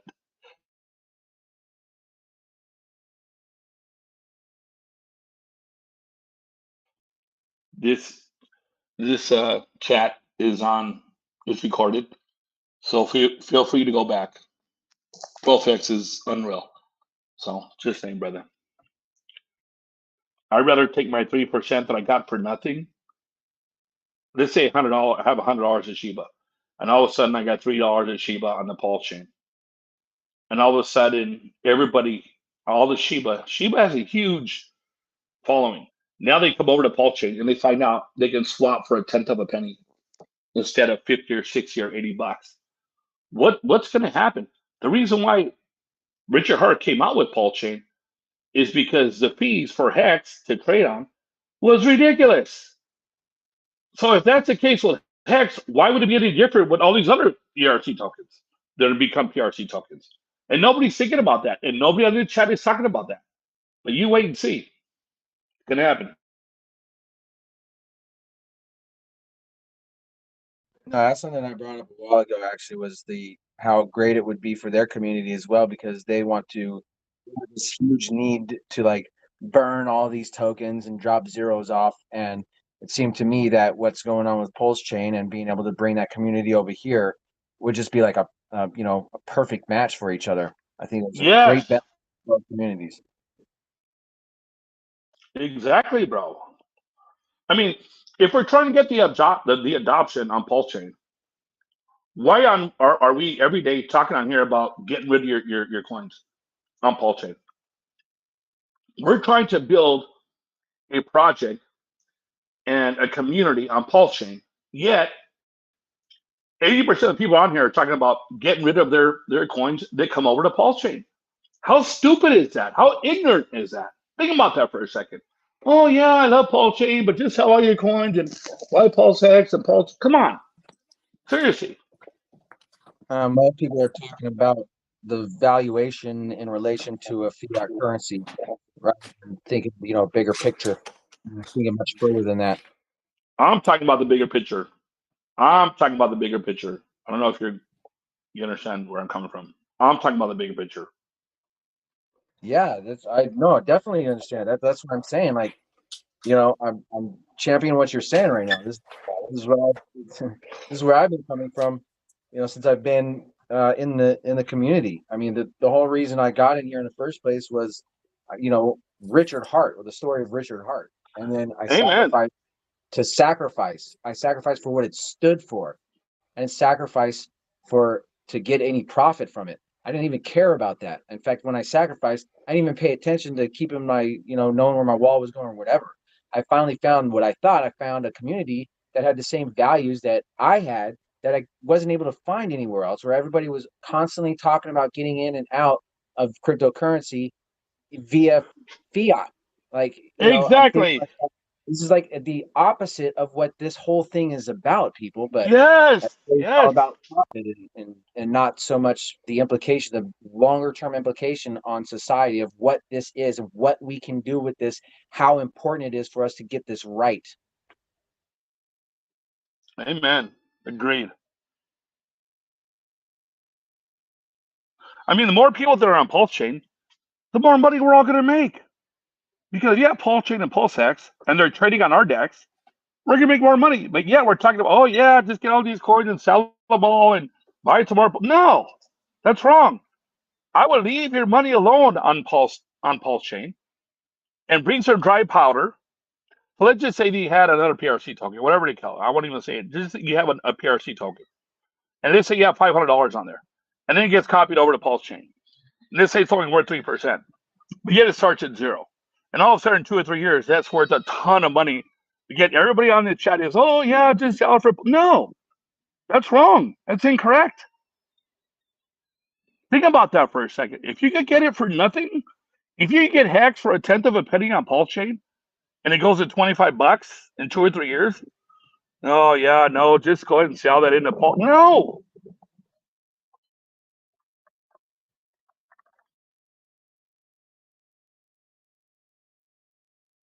I guess the only one got the balls and say it, but I'm just being real. Well, no, Yeah, but you also and I gotta think you I know also gotta look exactly. at two things. You gotta look at how much money people have. You know, just adding more powder is not easy for a lot of people. Number one. Number two, there's also a thing called an all-in strategy or a mixed strategy, where you're taking all of your options and try to maximize all of the options, not just try to hit one only. That's what I'm saying. That's exactly what I'm saying. Which means that hopefully you did enough research and you picked that right coin. Not some meme because of the way it looks, but you have real good faith in it before you go ahead and commit yourself to that. Dude, if you have free coins on the other side, okay, let's just say you have 3 different PRC or Ethereum tokens. They're going to get copied over. A lot of people on the chat are saying, hey, just sell them all for Pulse. And what I'm saying is this: hold on to them. Hold on to them is what I'm saying. Now, again, you're right. Nobody knows anybody's base or what they can afford to do. But I'll tell you what, if they invest it, hopefully the people that onboarded them told them not to spend anything more than you can afford to lose. Now, if they have additional monies they can put in, that's what I would do. Now, if they don't, well, then God bless them. At least they got in.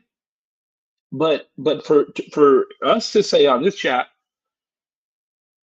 that all your ERC tokens will be copied over, just sell them. They're all shit coins. That's a crock, bro.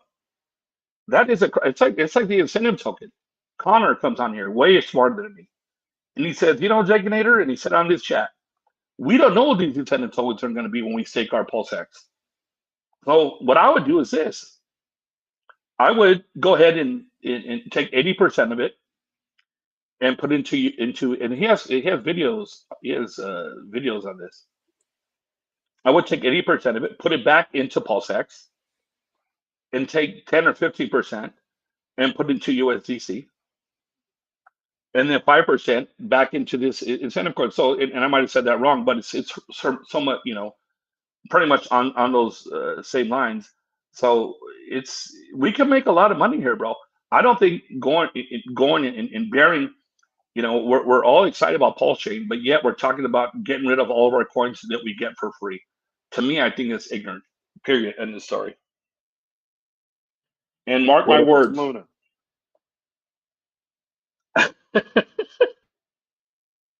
Just well, then God there. bless you.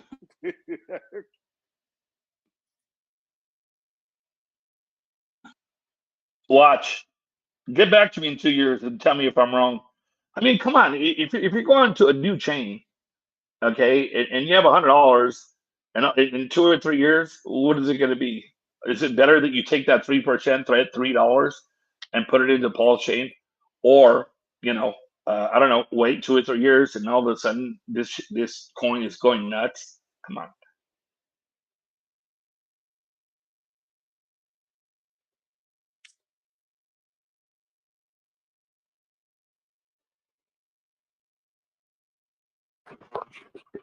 What's up, Jacanator?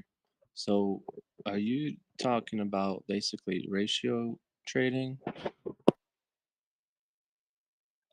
No, not at all. He's talking about the exact opposite. What people have been talking about have been to take your ERC copies that you get, which will be PRCs, and ratio trading that for Pulse or PulseX or HEX. What he's saying is that you should keep your ERC20 token, and let that ride for a period of time. Because if the community comes over and that price, what you got for nothing, those coins end up growing, you'll end up making a lot more or a good amount of increase instead of selling it for Pulse at a what he says is a 3%. That's right. Okay, so you're basically saying if you do ratio trading, you're likely to get wrecked. Yeah, pretty much. Big Bud, let me tell you why. If you know, I mean, I'm not an idiot, and accumulator and Big Bud, we spoke before. Um, I'm a pretty sharp man, but I will say this: I know what I don't know. I know what I don't know. Al Davis, the owner of the Raiders, who passed away, he said that. I know what I don't know, so I hire people to know what I don't know. So when it comes into that ratio trading, I'm out.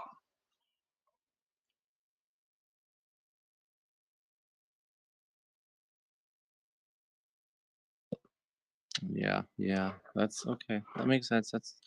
That's kind of what I was just kind of referencing the terminology because like people used to talk about ratio trading and I always thought it was risky. So I agree with you, man. I agree with you. Yeah, Well, that's Big gonna be Bud. that's You gonna be know, a 2 day. It's gonna be a 2 day window that people will be ratio trading before it goes live and you get fiat money coming in. But I will ask Profex when I see him next. I'm not gonna be looking for any recordings from a million years ago. I'm gonna ask Profex whenever I talk to him again to see if he can re-explain to me what his stop frame is on that 3%. well, accumulator. You know, I'm on here a lot as well as you, and believe me, the last thing I will do is quote anybody unless I know what I'm talking about, and No, I and know, even but believe me, do your own research, right? amen. Yeah, I agree. I was on calls in this calls for hours upon hours upon hours, talking about racial trading, and the only one that I heard say something close to what you're saying has been Profex. It wasn't being said a lot at all. It wasn't being discussed. Amen. So that's why I want to get clarity on what he's saying. Because remember, you know what you don't know, and if he wasn't saying 3% that for every $100 that you have on a shitcoin that you swap over, no matter what you do, you're gonna get around that 3% range. That's not something that I heard in all the discussions that I had or we had here with racial trading. So you're That's not why I'm disagreeing with me. You're just saying no, you're no. not disagreeing. I'm You're saying just saying I'm you gonna don't know. find out.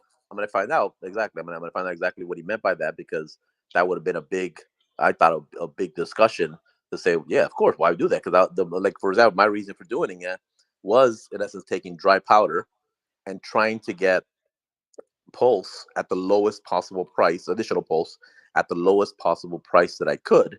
And if I wait until it launches, it may be at a higher price, and it will be. It doesn't matter. It'll still be a good price, whether you get 3 cents or 30 cents on Ethereum when it first launches, it doesn't really matter. But I was looking at getting it at a much lower price. And because everybody was talking about taking your Pulse X and moving over to Pulse and getting a 2 to 3 to 1 ratio on that wasn't very We good. don't know. And We don't know what it let me would finish. be. Let me finish. And then um, even Richard in one of his lives said, you could always take your ERC 20s that you get copied and ratio tape or swap that over for additional Pulse. So that was my thinking on all the discussions that I had. It wasn't just one discussion; it was multiple discussions on multiple months, and that was my strategy to take my dry powder, buy an ERC 20 that I know is going to be transferred over that has a community, so I can swap and maximize. Let's say $100 as an example, maximize $100 and get as much Pulse as I could, versus just buying it directly when it goes live. Here's my thing on the ratio swapping, and I agree with Jake, man. Like I just don't know enough. I don't know what I don't know, and so for me, I'm focused on dry powder, and then waiting till the bridge is open. Because I don't know enough, and a few other YouTubers. I do remember Profex talking about this. Although I agree with you, accumulator. Like I would have thought that this would have been kind of more of a heavily discussed topic, even in this chat. But that being said, there has been a few other YouTubers that have said the same thing, where if you don't know what you're doing with ratio trading, then you need to stay away from it because you could get wrecked. Exactly. Right? No, And that's that's a what, different and discussion. That's a completely different discussion. In fact, the last two It's times the that I same bought discussion. Hex, It's the same no, it's discussion. not the It's the same. same It's not the discussion, same. bro. It's not the same discussion. It's not the same subject because what you're saying is the discussion of racial trading is different than saying that for every $100 you're going to get an average of $3 worth of whatever other coin, whether it be Pulse or PulseX. It has similarities, but it's a different discussion. For example, the last two times that I bought Hex, I in essence bought it ratio trading. Why? Because I've been looking at ratio trading, trying to understand it a lot better. Because part of not knowing what you don't know, and knowledge is power, ignorance is the lack thereof. So you get knowledgeable about it, then also you're no longer ignorant about it because you're knowledgeable about it. You know, to be an expert at it. But when I went and bought it on Uniswap, I ratio traded. How do I ratio trade?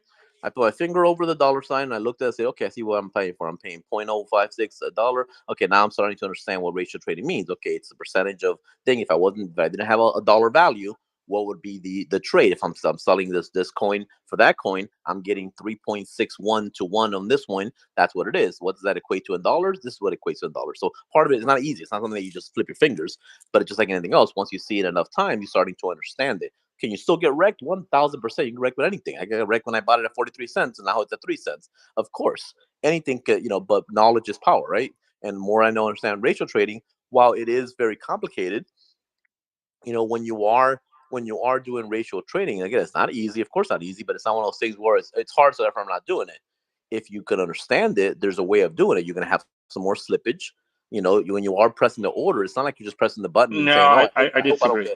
I hope I don't get screwed." No, if you're pressing the button, it's 2 to 1 from PulseX to Pulse. Bro, I disagree. Let me tell you why I disagree with you. That's I fine. disagree with you because people, it's okay. I love you, Yeah, it's 100%. fine. You can disagree. The That's reason why I fine. disagree, I'm of talking normal. course, That's the fine. reason why I disagree, amen. The reason why I disagree with you is because people on this chat, there are a lot of them right now that has no idea what ratio trading is, and they come to the chat to get important information. So, kind of like liquidity. What about liquidity? Liquidity is another thing that we really need to understand about before we put money into that. And so the people come to the chat, they're looking for some knowledge. So when they hear about you and I talking about that and this other gentleman, 100%. But I'm just saying, if I'm a newbie today coming on here, and you're like, oh well, no, Jakinator, I think these tradings, I can do this, I can do that. They come on here. I think it's important that when we kind of prefix ourselves prior to giving information, because if we don't, then don't end up getting screwed up. Because and let me real quick, I'll be done.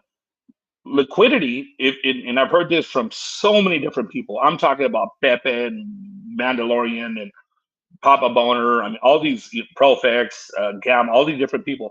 If you don't have a ton of money, you have zero business in liquidity. Zero.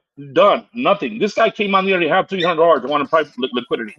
So understand that. So we have to be careful what we see on here because people follow, they listen, and they learn. Somebody's got their going pee or whatever the case may be. But we got to think about that for a second. Was that a courtesy flush? Anyway, hold up, Jake and Eric. And okay, what the 3% RD, close your mic. RD, comes close your mic. in at That was my sink. Sorry about that. Not the toilet. the 3% comes in at price discovery. The ratios are the ratios, and that's what they'll be. But the 3% is basically price discovery, was what Profex is saying. And So I was right. when the ratio trading on that side of the thing, what you really need to look at is your cost basis for your whatever you're trading. And so the people that are going to trade their PulseX, which there are going to be a lot of them for Pulse, aren't realizing that their original cost basis is the exact same as the people that donated for sacrifice for Pulse. And so when they start giving away 3-1 or 4-1 or even 10-1, they're actually, that's where they're wrecking themselves. Whereas you could trade something else into something else, and it's all about your cost basis. So what are you getting? The idea behind the ratio trading is you want to be able to trade something and actually come out on the better side of the trade. And you have to be looking at it from cost basis versus what you're getting. And that's why people are going to get wrecked. And that's why people say you better know what you're doing on the ratio trade. It's really has nothing to do with the ratios. It has to do with your cost basis for what you're getting. And are Which is you the same, fooling yourself by Reneg, doing it's the same thing. It's the same thing. No, it isn't. It's the same thing. So Oh, yeah, it is. the 3% that you mentioned is not the 3% that for every $100 you're going to get an average of $3 worth of Pulse. That is not even close to it. Accumulator. Talk to Profex. You'll see that you're incorrect, but it's okay. We can agree, disagree. It's no big deal. Redneck, So didn't you just say it? I mean, you just said it. You're actually a little you're the one that's incorrect. The ratios during the ratio swap have nothing to do with value. They're basically the same as whatever the cost of how many ETH it takes or how many hex it takes to get ETH is going to be the same during the ratio swap. I agree. I agree with that. Okay. I agree with that. Where Let's go back to 3%. The 3% of value is going to come in at price discovery day. I agree. I agree. So that's when you want to have your $100 into your SHIB because you can get the price of SHIB 3%. 3%. at 3%. Like yes. Yes. So I'm right. Yeah, The but whole point of this wasn't accumulator was talking about during the ratio swap, and that's what he was thinking that it's 3%, and There it's you not go. 3% at the in the Exactly. ratio swap. Okay. So we agree Can then. you guys hear me? Sure. Accumulator. We agree then. Can you hear me? Jaconator, quit playing. Pulse, you're coming in quiet. What are you talking about? Just Dude, I was up right. that We were knowledge. actually There's a question on accumulator deck. and I we were both right. Is this better?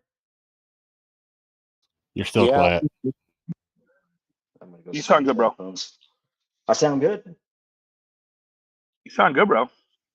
All right. Well, yeah. That. Well, what was I even going to say?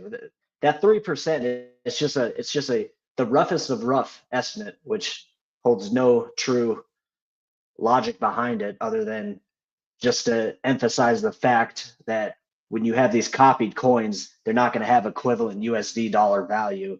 So just assigning an arbitrary percentage just to emphasize the point that you will not have the exact same USD value of the copied coins.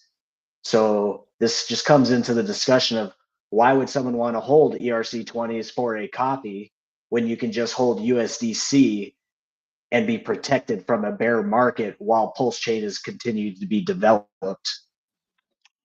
I agree with that. But we were talking about if you But did. That was the point we were talking about. Yeah, but I think Jaconator, and you can definitely slap me if I misspeak. I think Jaconator's angle was, though, even if you hold a stable coin like USDC, that's one option. However, if you hold another coin such as, example only, not spitting out third party, Sheeb, Luna, whatever, they're getting those copies that one day, if you believe in that coin, since you're getting it copied, you may benefit long term. Yes. Thank you, And Jesus. I agree with that because, like, Oh, Jaconator, I disagree, brother. I agree. It's okay. With Now, that, every if you're single gonna bring in day. dry powder, hold on. If you're gonna bring in dry powder, then there's probably better things to do. But if you already hold any coin that you believe in, you're gonna get a free copy. Then why would you sell that right now? It's already in a bear market. You're already down, right? Exactly. So why would you sell that you know, as it's going down, you're bleeding out. Oh shoot, I'm gonna panic. I'm gonna sell and swap it for a loss into USDC just so I can bring dry powder in. If you want to bring dry powder in, obviously, we've all said this, only do what you can, you know, afford, but bring real dry fiat into USDC. And then don't get rid of the projects that in the next bull run are going to go up that you're going to get a free copy of. I think that's something that I absolutely agree with. Although, again, I'm not trying to buy more of any of these other projects because I'm all about Pulse and PulseX and Hex, right? But what you're alluding to though is correct. However, it's for those that are trying to elude the tax implications. That's why they want to go prior to the bridge of having to use fiat and making those ratio trades inexperiencingly and jeopardizing themselves. Well, that's because That's the problem. They're misinformed about the taxes, the tax laws that exist or don't exist, and what is a regulable activity. And if they had the proper information, then they probably would be making different decisions. Yep. Oh no, 100%. No. All right. Oh no, hold up. Explain that there, Jakeinator. Captain Hodel. I need to hear. Jakeinator. When you get a break, I'll tell you why that's a bad idea. If you utilize fiat once the bridge opens, explain how that's not taxable event.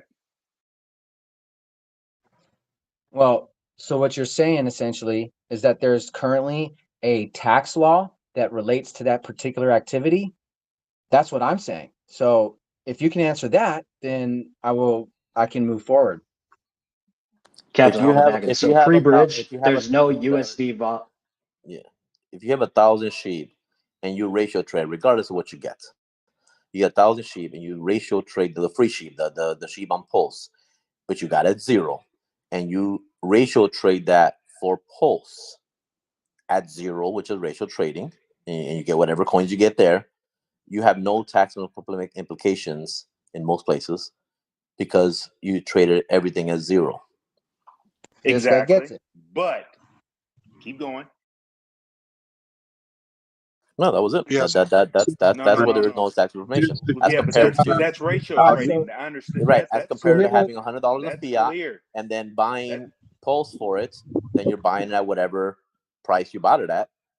No, you're not going to be able to utilize fiat before that 48 hours or whatever time frame prior to the bridge. So once the bridge actually goes ahead and it's put on the ground for everybody to go ahead and utilize dry powder, that's when it becomes a taxable event, supposedly. Correct.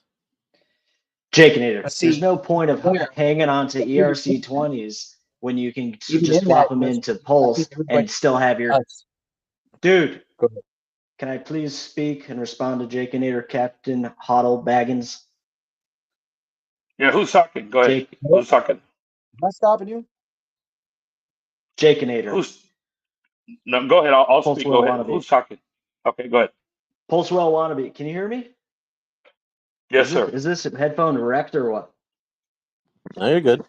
We hear you fine. No, the problem is for some reason the site right now is not rotating us up as we're speaking, so you know exactly who's speaking at that time. Google, shut the fuck up. So Jakeinator, I think it would be a mistake not to take advantage of yours when you have 0 USD value in the system pre-bridge. I will not be holding on to any ERC20s whatsoever. I will be taking full advantage of having a 0 USD dollar value cost basis, get more of the coins that I want, the ones that are going to be dumped pre-bridge. Those are the ones that I'll be targeting. But after, you got to remember, there's going to be no demand for those other ERC20s. It's going to take time for people, those communities to jump over. I disagree with you. Think it's in the instantaneous demand? No, there's going to be much more people selling. Not at all. Not at all. I agree with you because extremist. No, hold on, let me finish. Let me speak. Okay, let me tell you why. At the beginning, of course not, because if everybody on this chat has been telling everybody to, once they get their shit coins or whatever the case may be, sell them and buy Pulsechain and PulseX, even if it's 3%, 4%, whatever it is. And Pulse 1B, you've been here long enough. And I know, just like Redneck knows, that PulseX said that. And I know PulseX ain't God, but he's a smart man. I understand that. Jake, But yes, Jake, but let me ask you a question. Jake, you're 100% wrong on that 3%, buddy. It's not No, you're wrong. during the not Well, during the let me not finish my during thought. Let me the finish my thought. 48-hour Let me period. finish Go my ahead. thought. Let me finish. I mean, I'll let you speak. Okay. So what I'm thinking is this, and is that after a year or two, let's just say that I have $500 of sheep right now, okay, and gets copied over. So now I have $1,000, so to speak. And in 3 years, you think sheep can do nothing? You better sell that into Pulsechain or PulseX, or just maybe wait and see, because you might make a hell of a lot more money. Think about that for a second. You're not recognizing that. Jake, let me ask a question real quick. So I've been listening for a while, and I hear all about pre-bridge trading. I got two questions. One, there may be some coins that get airdropped onto Pulsechain that people may have an interest in buying. So, and I'm just going to use SHIB as an example. I don't have an interest in buying it, but if somebody does, not only, Jake, you're saying keep what you get. There could be value in the future, right? Yes. All right. What if, so nobody has said this, what about buying some of those coins on the Pulse side at an extreme discount if Yes. they potentially, Yes. right? So there's one option. And then the second question I have about taxes, so I'm just reading something, and this is straight from the IRS. So IRS cryptocurrency tax guidelines from 2019 state that all crypto received from airdrops are subject to income tax, regardless of whether you intended to receive it or not. Once free crypto enters your wallet or exchange account, it's considered ordinary income. I think that got changed after all the dusting. I think So that pre-bridge, there's no USD dollar value to anything. So any airdrops that happen pre-bridge would not be taxable because your cost basis is zero USD value. You can't even enter USD into the system. But post-bridge, once you get an airdrop, that's associated with ratios and USD value that's already in the system. So that would be taxable as income post-bridge. So just, I mean, and I've heard a lot about pre-bridge, absolutely. But so what we're saying is, even though we got an airdrop and the IRS says that airdrops are taxable, we're saying we got an airdrop that's worth zero, is essentially what we're saying. Yeah, there's zero USD. So it's that's correct. Tax, it's Okay. zero USD value. So you still report it as an income, but it's at an income at 0.0. Okay, that makes Agreed. sense. And then I agree. somebody, well, so somebody changed, as the IRS changed this since? No. I don't know. Okay. I don't know. And then I'm gonna go back to my No, other they have question. not. Why would we not look at some of these other projects, and who knows which ones, but why would we not? I've heard a lot about people selling, and I don't disagree, but I'd rather bring in fresh, dry fiat powder to buy Pulse and PulseX, buy whatever. I mean, I've sacrificed for both. I will buy more of both. But why would we not just bring in fiat to buy those? And why would we not take a chance on some of these other projects that are they're embedded in there? And I don't mind waiting 3 years. And you know what? No, you should. Maybe we invest $2,500 across 25 different projects at $100 a piece. Who knows, right? Yes. I mean, yes. And if it's and Jake, you're right. ProFex did say 3%, and the reason he did the 3%, it's not some arbitrary random number. He is using some calculations of exactly Pulsechain versus ETH versus the ratio. And he and I had an hour conference call with him, I don't know, a month ago, 2 months ago, and he did the math to figure out why there could be a 3% value. It wasn't just a guess. It wasn't arbitrary. There is math behind it. However, and is this at the bridge? Oh, is this the bridge? When not the bridge? Sorry, is this at ratio swapping or after it goes live? No, after it goes live. I'm not asking you. I'm not asking you, Pulsenator. I'm asking the gentleman who just made a comment. It is. It's after it goes live. So thank you. And I'm not saying, listen, I'm not saying that he's Profex super smart. I'm not saying it's going to work out exactly like he says, but he is a smart guy that has figured out a lot of the math behind a lot of this. And I mean, maybe he's No, off. Maybe it's 6%. no, You no. know, but the point And is, it's going to be a I'll be deep honest with you discount. when I tell you, right? And I'll be honest when I tell you, if that 3% could be 100% right. What I don't think Jake is understanding that we're talking about ratio swapping. When we talk about ratio swapping, that 3% has nothing to do with the price of milk or the price of I'm gas not in talking. I'm Afghanistan. not talking about racial Nothing. swapping, bro. But that's I'm all I not was talking saying. racial swapping. What are you That's all talking I was about? talking about the whole time was racial swapping. I specifically said racial swapping. I specifically said that I I bought. think y'all weren't listening to each other. I think there was a complete disagreement, but I think both of y'all are right. Yeah, well, once it Honestly, goes I live, do. I give 3 shits. Yeah, 3%, 5%, 6%. I don't give a shit about that. That's a whole different conversation.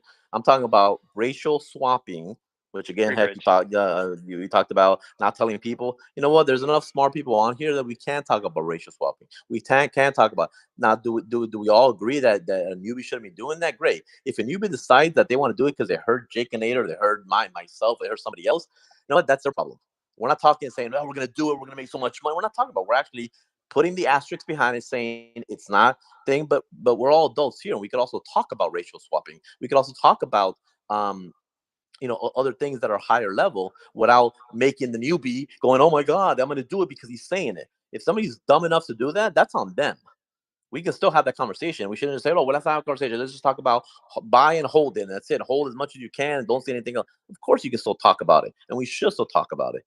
Always put in the asterisk that yes, this is very difficult. This is very challenging, but there's enough smart people on here that understand it. It isn't Japanese that you're trying to learn.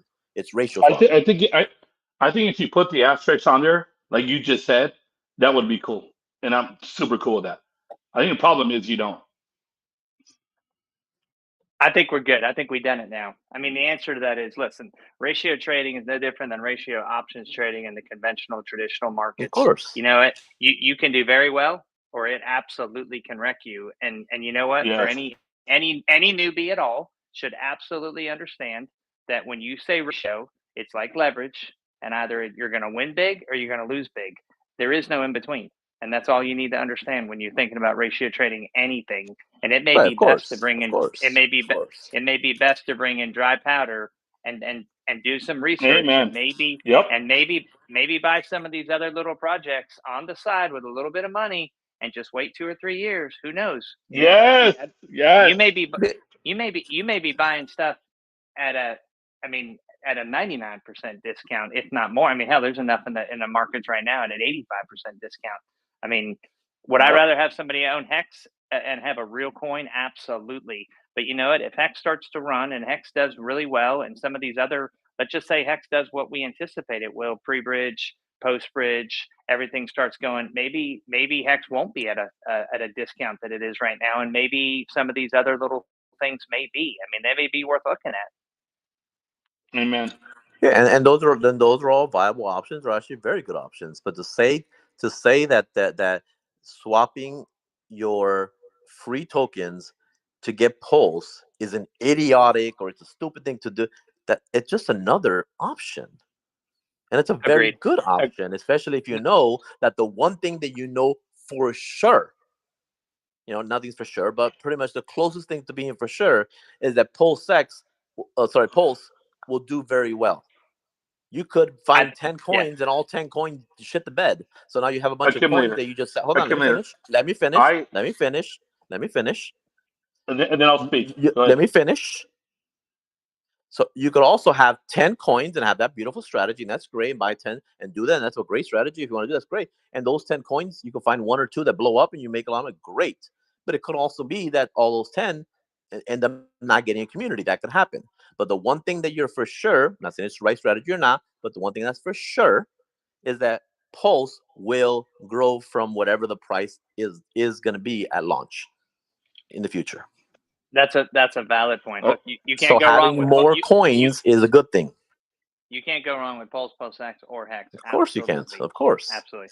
100%. Okay, so 100%. So real quick, it's not going to take me long. So accumulator, I agree with that. I think Pulsechain and PulseX and HEX is going to kill it 100%.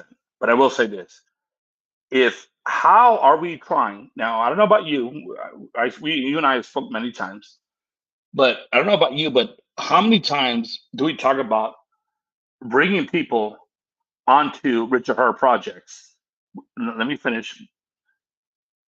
All the time about onboarding people. Okay, great. Now, if we want all these projects to be built on Pulsechain, yet we're going to dump all their projects, how smart is that? Or how That's ignorant the is it? reason. Think about. Jack Let and me hold on a I second. here's the Parkway. reason though. Anything Hold on, that Parkway. grows Hold on, fast, Parkway. Let me finish. I'll let everybody else speak. Let me speak. Okay. my bad. So we're talking about Pulsechain, which is our layer one. Okay. And accumulator is like, oh well, Jacob Nader, I don't know. He had his voice. He spoke his truth. Okay, but yet we want Pulsechain to launch and to kick ass and to be the best. We want to go 1,000x and everything else. Yet accumulators say, you know what?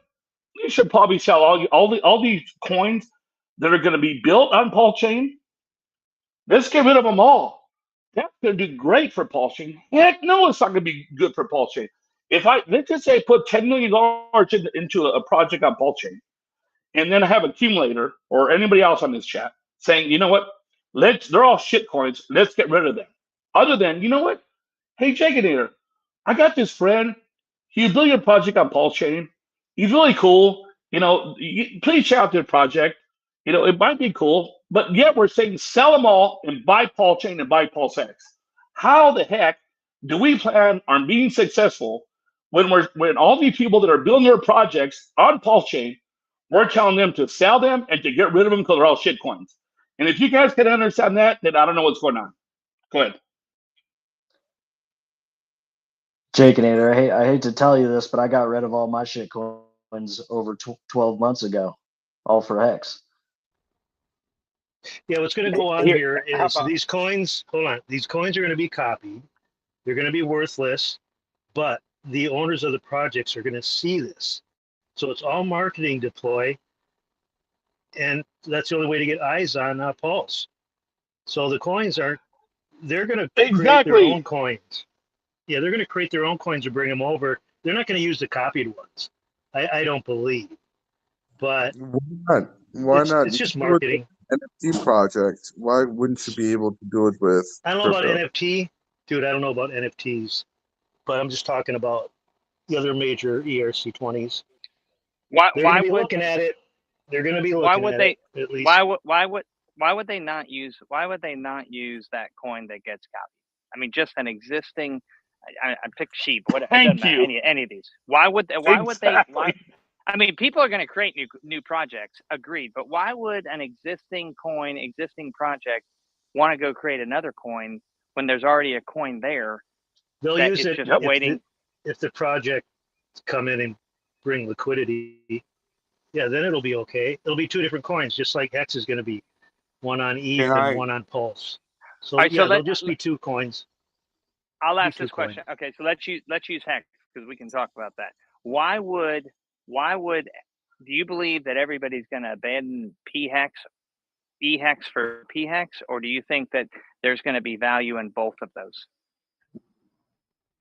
Value in both. Yeah, both. Always. All right. So why would there not be value in both of another project that's not Hex, but another good one? Right? Thank you. Because the project isn't over. The project didn't okay it. The project didn't switch it over yet. And if they do? But here's the fact, right? Let's stick to facts. Fact is, we all know it. 90% of the crypto coins will disappear. Okay, that's something that should be considered in this conversation. I think that's something that's completely missed. So Richard that's actually a good point. That's a valid as of point. What the current state of the market is. Richard already made a project. He already Okay, made so PHEX. so what you're saying is, okay, that's a great point, but let me answer that question. So what you're saying is that Pulsechain, there's no reason for us to launch because 90% of them are going to suck. So why invest in Pulsechain? Is that what you're saying to me right now? No, nobody's saying that No, you just said that. You just said No, that. I'm saying 90% of the projects will go bye-bye. There's nothing you're gonna do. There's nothing I can do. There's nothing Richard's gonna do. Like there's nothing we can do all together as a collective. So why It's so the why way have that Pulsechain? Then why have Pulsechain? Why build Pulsechain then? Please explain that to me. because If the 90% of them, transaction please. costs are high. It's like going to the bank and the bank tells you, yeah, checking it. If you want to wire $100 from account A to B, it's going to cost you $50. Are you going to transfer that? No. But if the same bank, just with a different logo, tells you, hey, Jackinator, I can do the same thing and I'm going to charge you 10 cents for that transaction. Would you like to proceed? And you say yes. You just heard $50, half of your investment versus a fraction of it. Oh, so what you're saying, it's a good deal that we come out with Pulsechain, correct? Well, I kind I of mean, consider it like, so if you look at it like this, like if wait, you wait, got wait, an wait, ATM card, wait, you can buddy. go to the ATM of your bank, you can pull money out, and there's be like a transaction fee, what, like $2, $5, whatever it is, right? Or you can go to the store, get an item that you were going to get anyway, get cash back, and then there's no fee, and you still get money back. So that's like kind of sort of a comparison and an option that you have where you're accomplishing the same thing, and in fact, you're accomplishing it with another task that you would normally do anyway, and you're doing it at less of a cost and actually at more convenience because now you don't have to go to Yes. two Yes. different places. But don't we want more people to do more things on PulseX and on Pulsechain? Yes. No matter what it is. I mean, Yes. So that's the problem. So if the only thing being done on Pulse is Postbridge is buying and selling Hex, we're dead in the water. That's not why Richard created this. He created this. Exactly. He created it for just like Hex. you just He mentioned, created right? it for Hex. He created it for Hex. Well, Yeah, hang on. that's what he did. Created it. And then he said we're going to copy coins. Then he says we're going to copy coins for marketing.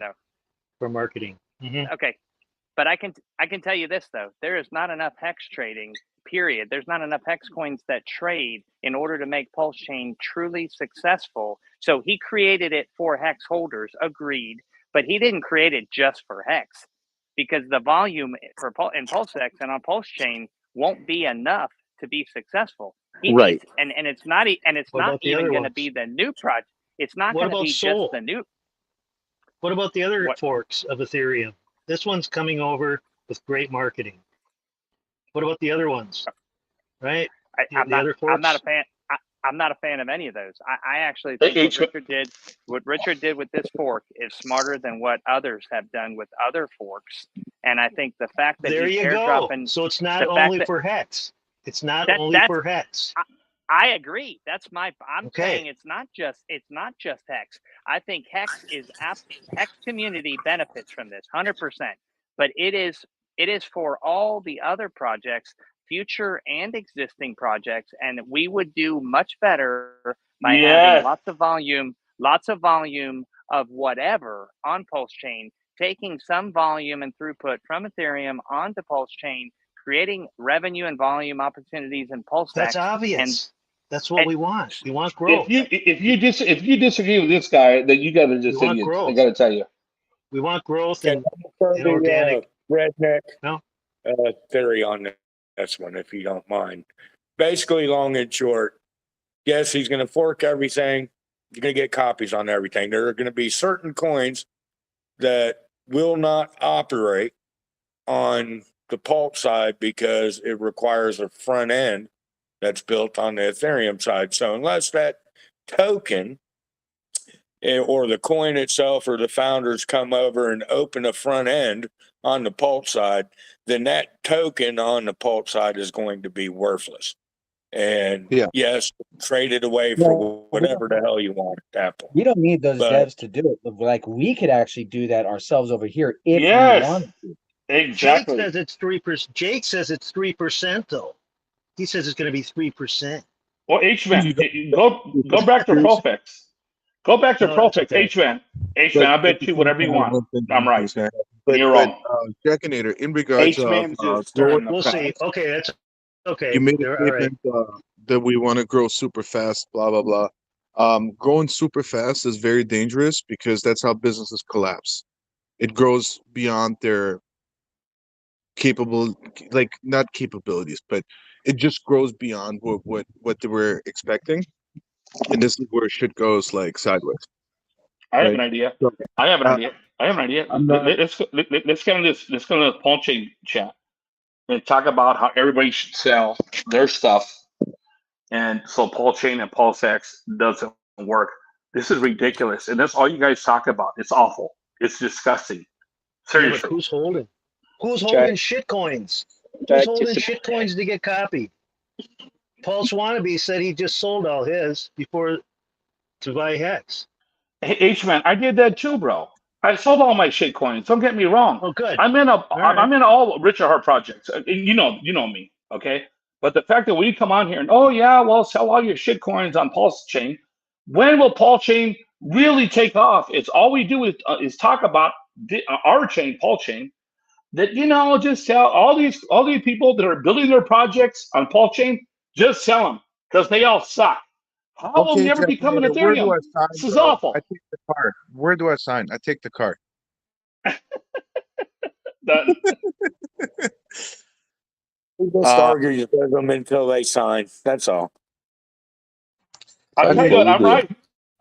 I'm But right. guys, You could ask anybody. We'll see. here's the thing. Here's the thing. So I wouldn't be worried about any other coin than RH projects.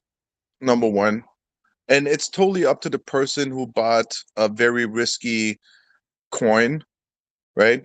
Like meme coins, for an example, right? It's a meme coin. It doesn't do anything, right?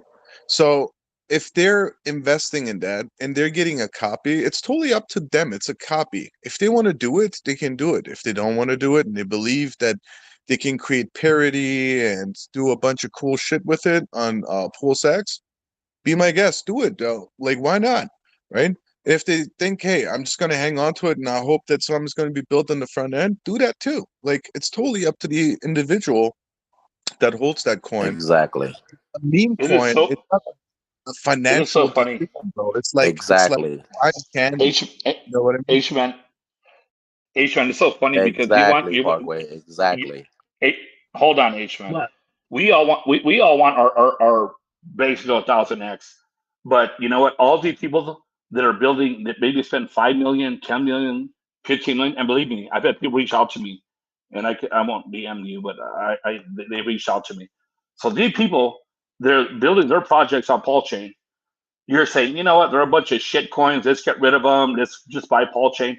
How the heck do you think we could build this community by you So, coming on second here? year, I mean, buddy, think about that. I'm not saying no. I'm not saying I that. didn't say What I'm that. saying I didn't say that. what I'm saying Nobody is the said following. that. So I'm giving you two key point Yes, you indicators, did. KPIs. One is 90% of the crypto coins will disappear. Point, period, end of story. Number two is I so disagree. if that happens, it's again up to the individual what they want to do. Right? Like that there is nothing else that, like, if the community comes out and builds something, let's say, I don't know, for a meme coin on ETH, right? Just to get them over, right? And they invest time of their life building stuff, advertising, dealing with hexicans that are against it, et cetera, et cetera, et cetera. Go to war, right? Just to find out that, oh, that coin is going to disappear, right? It's a very risky proposal to do with all this information that we have, right? That we hear on the daily on what's happening in the on the blockchain, and Celsius, for an example, right? Terra Luna, like all these weird whales surfacing, right? 28 mil was dropped for Hex. That's awesome. Thank you, whales. But there are like other whales, man, pulling money from one wallet to the other. There's like some weird movements, and you got all this information already, right? And then you look at the market and you see whales moving, bro, something, like, if you see smoke, there's fire, right? Something is happening in the market, and accepting the fact that 90% of the coins will disappear because the market needs to trim down and find a form, right? Eventually, like for the mainstream, at least it needs to find its form where it's like mainstream, where people can come in and do their thing. Parkway, let And me ask you a question. Parkway, let me ask you a question. If how is Pulse and PulseX, how are they going to be successful if theoretically the only thing that's going to get traded on it are, I mean, I'm just saying, are RH projects? so, Oh my God, I love that. so here it is, buddy. First of all, Parkway, I said you have no answer. focus on R8 projects. There are a bunch of other, you know, devs that work with Richard, or devs that know devs that work with Richard, building on Pulse, right?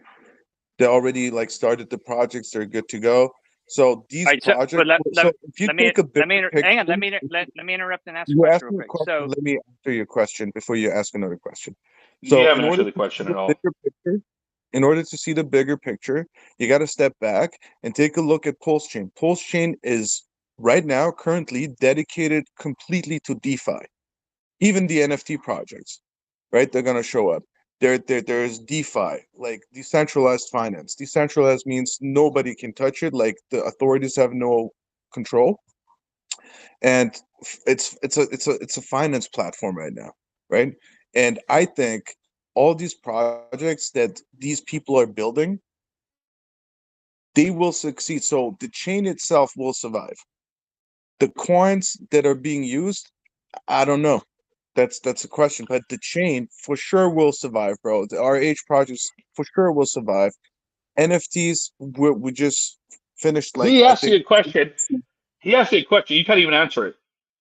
It's, I just you're answered saying that the same question, thing. bro. let me You gotta hang on. step back and take a look why Pulsechain survives, bro. It's a DeFi How can it platform. survive with nobody building their projects on it? Come on. Well, hang I on, mean, is it that? I got You're another. not listening. You definitely But not didn't, listening. didn't you just say, Jack, in there that you had two people building the project you personally know and you invested in and all that stuff? People are Parkway, building hang on, projects on there. Parkway, I understand that, right? So if Pulse Chain is only going to survive on hex trading and on these new projects, and I don't disagree. Listen, I don't know, I sacrificed for 4 or 5 other projects that are coming out on Pulse Chain as well. I'm in with all of y'all. I'm in on those. But I'm going to Me tell too. you, Pulse will be a better Ethereum. Everybody agrees to that. But why has Ethereum been successful and much more successful than other layer ones, right? Solana, Cardano. I mean, look at all the other scalability, the ability to build, and the open, true DeFi network, right? So Pulse needs to think more like Ethereum, better, right? Better than Ethereum, fix Ethereum's issues, fix the throughput, fix the cost, but function like Ethereum, and it will be a 30,000x, period. If we think this is going to, How do you do? all those tokens as like instant layer 2 for us, right? How do you disagree? How you disagree with that man? How do you disagree with that man? Please tell me. Well, and I want to add one other thing, right? So if we think it's only going to trade these 10, 15, 20 projects and it's going to be successful as a layer 1, it will not. I don't think that's why Richard built it. I mean, he did build it to benefit. He built it because the cost of transacting in HEX has gotten outrageous. Absolutely, 100%. But the cost of transacting in any of these other Ethereum coins is the same. And so we need to be open-minded. We need to be thinking, let's build this like Ethereum, but make it better, make it cheaper, make it faster, make it bigger, make it different, right? Proof of stake versus proof of work, ton of sense, absolutely. But it's not just for HEX and these new 5-10 projects that are coming out. This thing is for thousands of coins. And if we can get all of the trading that's on Ethereum right now and I don't mean shit coins, but other coins, if we can get that trading to come to Pulse at a tenth of a penny for all those benefits, right? Exchange, the ATM example, the money wiring example, absolutely. That's not only true for HEX, that's true for every other coin. We need volume on PulseX. We need volume on Pulse in order for it to be unbelievably successful. It will not be successful with 5, 10, 15 new projects that will come out over the next 12 months. It won't support. Amen. It won't support. It will not support. I mean, all those projects will work, absolutely, but Pulse won't be what we want it to be. I don't understand why we're even thinking that way. We need to think. Haven't you seen the 60? Haven't you seen the 60? haven't you seen the 60 that are in line, ready to come on? This thing is a DeFi. DeFi is pretty young. It's only 2 years old. It should explode. You know. So I don't. You must be new in here, but they've been working on this for 9 months. H-Man, I'm not new on here. Come on, bro. Yeah, you too. You can't just. I agree, but of the H-Man, come on. I don't mean to J guy. You know who I am. Wait, hang on. No, but listen, we're getting a jump on the other. I have seen it, and I have the map of all the projects. We're right, getting a jump, and though. This is all I have to say. Not all 60. We're jump starting better than any other fork. It's a great marketing thing that he's done, and we'll see how the coins ratio swap over. So, of course, if nobody comes, it's not gonna work. Is that what you're trying to say? Yes. No, I'm not. Well, it's gonna work. No, sorry, it's gonna work. Well, yeah, it's gonna work. So, well, yeah. Let me answer that question. No, I'm not saying that it's going to require every single coin to come. What I'm saying is that we need volume and business, and more than those 60 projects. Don't tell me all 60 are going to be wildly successful, because they won't. Some will, some won't. That's just life. Absolutely. But we need to think about some of the existing business that's on Ethereum layer 1 today, and we need to take some of that business with us on Pulse. That's right. all. There's going to be a vampire. It's going to be a vampire attack too. We're going to suck some of those guys over here. That's what, some may come over for good, because there's projects that can't even run on Ethereum. You're going to see this and come over. So the 60 are just people in line, right? I'm glad these devs are trying new projects. Well, in all great. actuality, I believe the count is up to 96 projects. In addition to, I believe that's the whole reason for the last 2.5 months we've been doing the Twitter storm, is to engage those other communities and to come over. I think you're breaking up. Yeah, you're breaking up, bro. Can't hear you. Hey, Redneck, are you still on? Always. Hey, so you mentioned something earlier, and I understand a little bit about it. I mean, I understand some of these other projects would have to build a new front end if they theoretically wanted to. What do you think the likelihood of some of the better projects and those founders? I mean, do you think that they want to do that? Do you think they will do that? Oh, it all. How do I answer that? If they're already successful on Ethereum and they are not feeling the hurt, or their community is not feeling the hurt from the gas fees, which I find now hard to believe, they probably wouldn't come over. But there's other ones that I don't want to get into specifics, but let's say they have a DAO or something else involved with their token or tokenomics. Maybe their tokenomics are just based around ETH really good.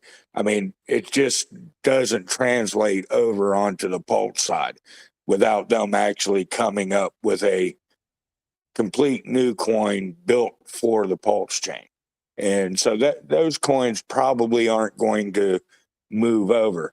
Whereas like what Jake was saying with the SHIB or meme coins, I don't care if or other coins that don't really have a strong Ethereum link to the their essential what they do, then they could come over and it personally, I mean, yes, SHIB is a crappy, it's a meme coin. So, but if it also comes out at 3% of its value, and I think the SHIB people are going to flourish on the Pulse side, I'll throw $100 at it and wait a couple years. Hell, maybe it makes me a millionaire. I don't know.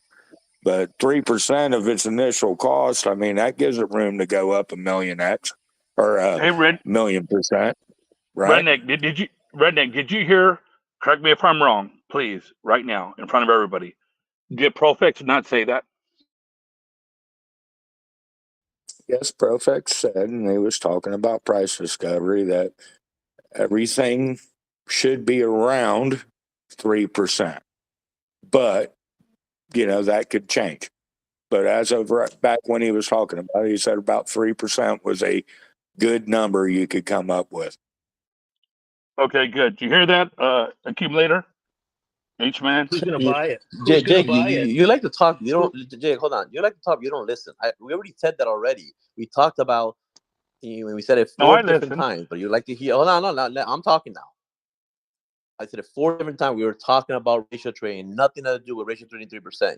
And nothing to do with it. Had to do with the coin is live. We talked about that already. I don't know why you keep bringing it up. Almost like you need like a brownie point or something. You need a No, it's star all on the good. wall. I don't know if they did No, do it's that all at work. good. But I you know star it's on the right. It's wall all when you good. talk to a It's customer. all good. It's all good. Yeah, I was just saying Get though your new earlier, star on the wall.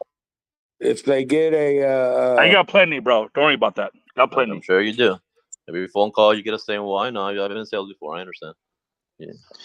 I'm not gonna start down on your Jake's profession. wrong. Jake's wrong, man. Jake doesn't like to be wrong. It's okay. He's never wrong. Who does? He's never wrong. And Who if does? Matt is here, he's always I know right. he's never wrong. Hey, know what I want? I want Dogcoin to come over and Elon Musk go, hey, it's over on Pulsechain. Check it out. I think that would help. Yep. A little I meme agree. coin. Elon You is have to ask. You have to ask the accumulator. He's being accused of Saturday Night Live meme coin, his meme coin, pushing it, and then him dumping on the rest. The SEC is having a hearing with him. I don't know if you guys heard about it. Oh, that's right. At 250 billion or something. Yeah, it's some crazy number. Okay. The day they jail Elon Musk will be the day we'll have a big party. But I seriously doubt we'll have that party. I hear you, but I mean, this is the guy that tweeted as the CEO of a publicly traded company about earnings and still got a slap on the wrist when everybody else went to jail. So I'm not saying he's untouchable. I'm not saying what he did was right, but nobody should think that he's going to get the book thrown at him. Anyway, back to 3%, Jakeinator. You think so? People are just going to get that 3% and trade it for Pulse, right? They're just going to trade it for Pulse, or no? I don't know, bro. Yes, I would keep it, bro. I would keep it, H-man. Let's just. I'll be honest with you. I have some. I'm gonna get in trouble, get thrown out of here, but I have some mana.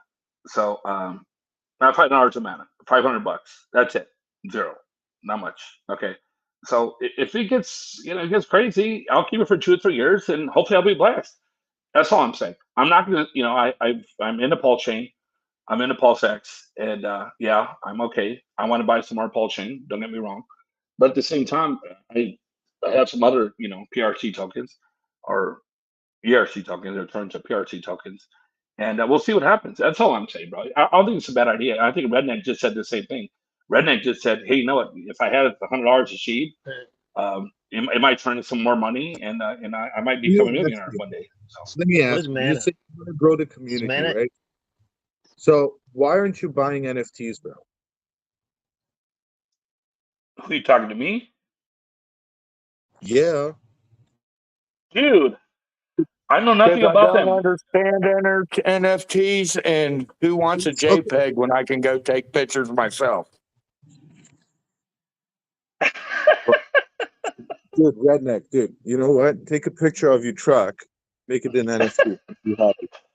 Hey, Parkway, he's got this picture of his truck with a beaver in the back of it. Crypto drone. A beaver in the back and a cougar in the front. Dude, I'm telling you, it's so cool. I love Redneck. Oh my god, it's so funny. People misunderstand what NFTs are, and I think they don't really wrap their heads around the technology of what it is.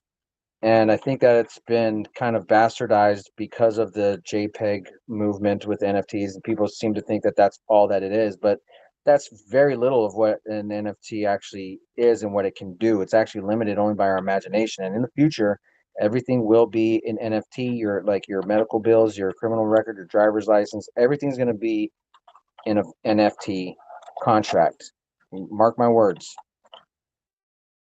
Well, we don't need to mark your words. I was preaching that 6 months ago. Yeah, you can't sell them. What are you talking about? They're worthless. They're only good for you if you're using that technology. I mean, I Again, can see it. Like you get a concert ticket. People are talking. You can put it on the metaverse. There's You much can more to shop an and NFT. yeah, you can buy virtual land. You can sell your land. You can shop, rent space. What else can you do? Oh, go to a concert, go to a restaurant, all kinds of stuff. You can do that in the real world. I know Anyway, you're you an can tell. NFT guy. You can help me build a slumlord on the NFT website wherever next to Snoop Dogg's house. How about you sign up for Richard's upcoming NFT? So you can tell I don't really understand them much, but so I don't really know yet what they're going to do. A lot of people don't understand it. They just relegate it to a simple concept that's just a very small portion of what NFT technology really is. What it the capability of an NFT, what you can do with an NFT goes far beyond a JPEG or something simple like that. For example, let's say, let's just look at real estate, okay, real quick. So in real estate, if you wanted to, buy a house, traditionally what people do is they fill out their 1003 app, goes to the underwriter, they have to open up title and escrow, there's an appraisal, there's all this other stuff that goes involved with that.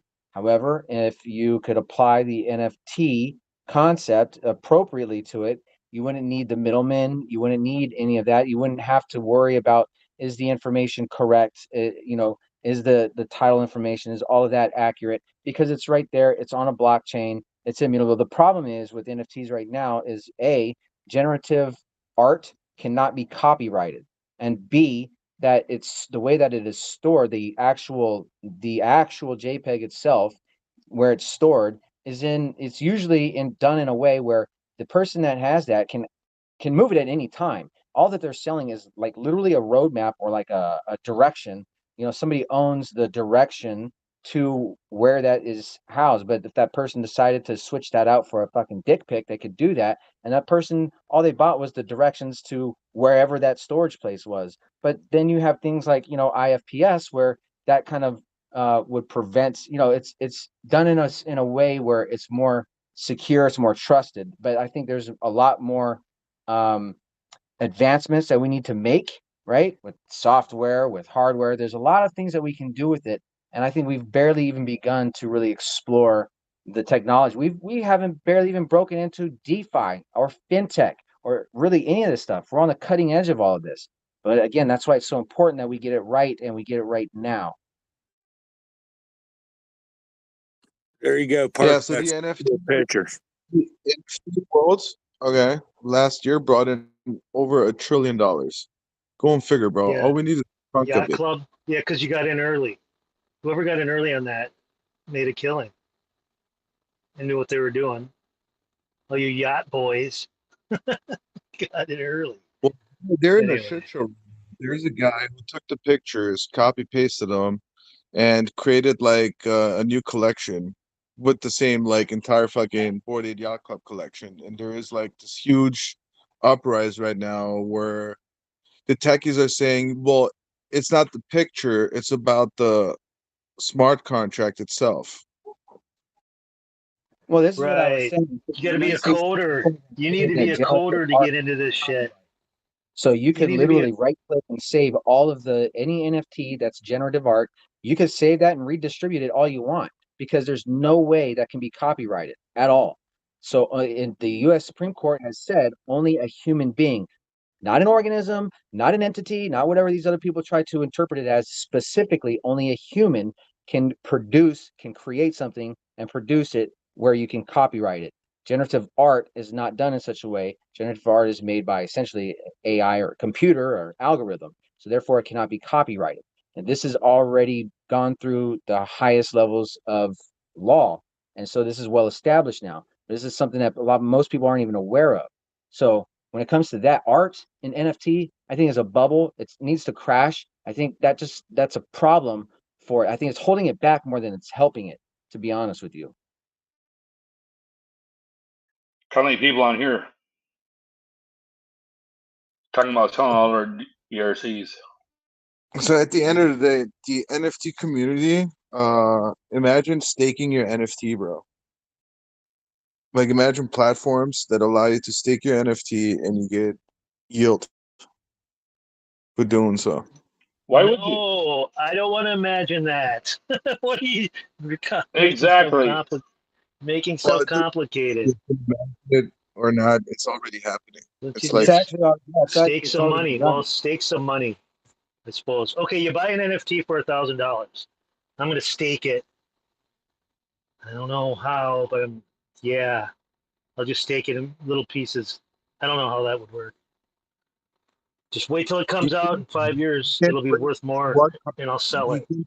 yeah, so it's not fungible. It's one smart contract for that item, right? So you cannot break it into pieces. It's you put that entire thing. It's not like you take $1,000, you buy an NFT, and you're like, okay, I just want to stake 200. Doesn't work that way. It's different, What man. if it goes down in price?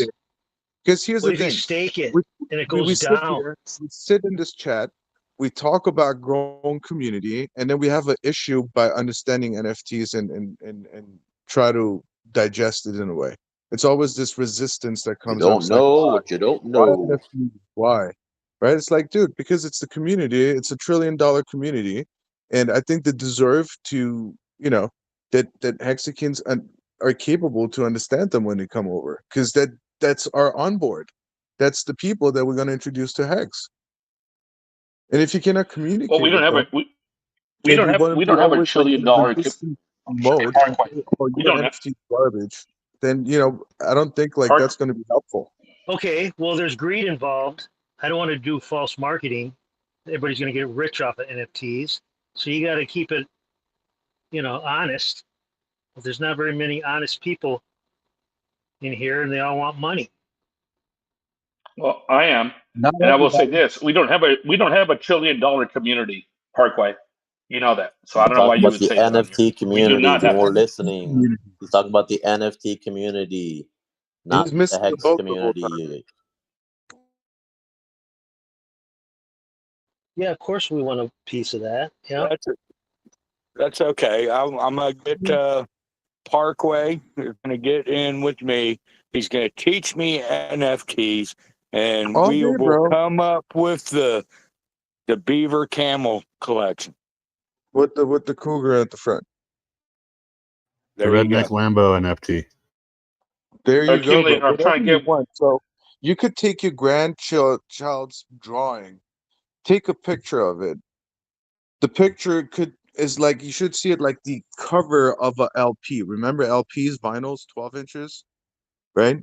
So there was the cover, and there's the actual record. You could have a wrong record in that cover. You take that, and then you play the record, and it's the wrong artist. It's the wrong everything. It doesn't match the cover. That's how you should look at NFTs. It's like the smart contract plays one part, the art could play another part. Could.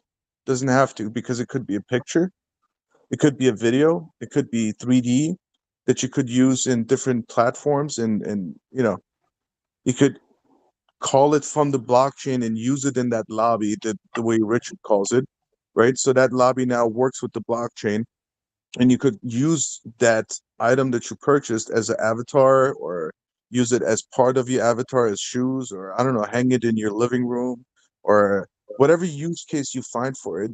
As previously Captain Hoddle, I think, mentioned, your imagination is the limit, bro. You can use it any So which way. consider this: if you produce music, right, and you put an album out, okay. So traditionally, if there was like a CD, for example, you'd It's have to different. print like 1,000 CDs to sell 1,000 CDs or whatever. What you could do is you could make every track on that album could be an NFT. You could make it one of 100, whatever. And you can make the royalties built into the NFT contract that automatically distribute.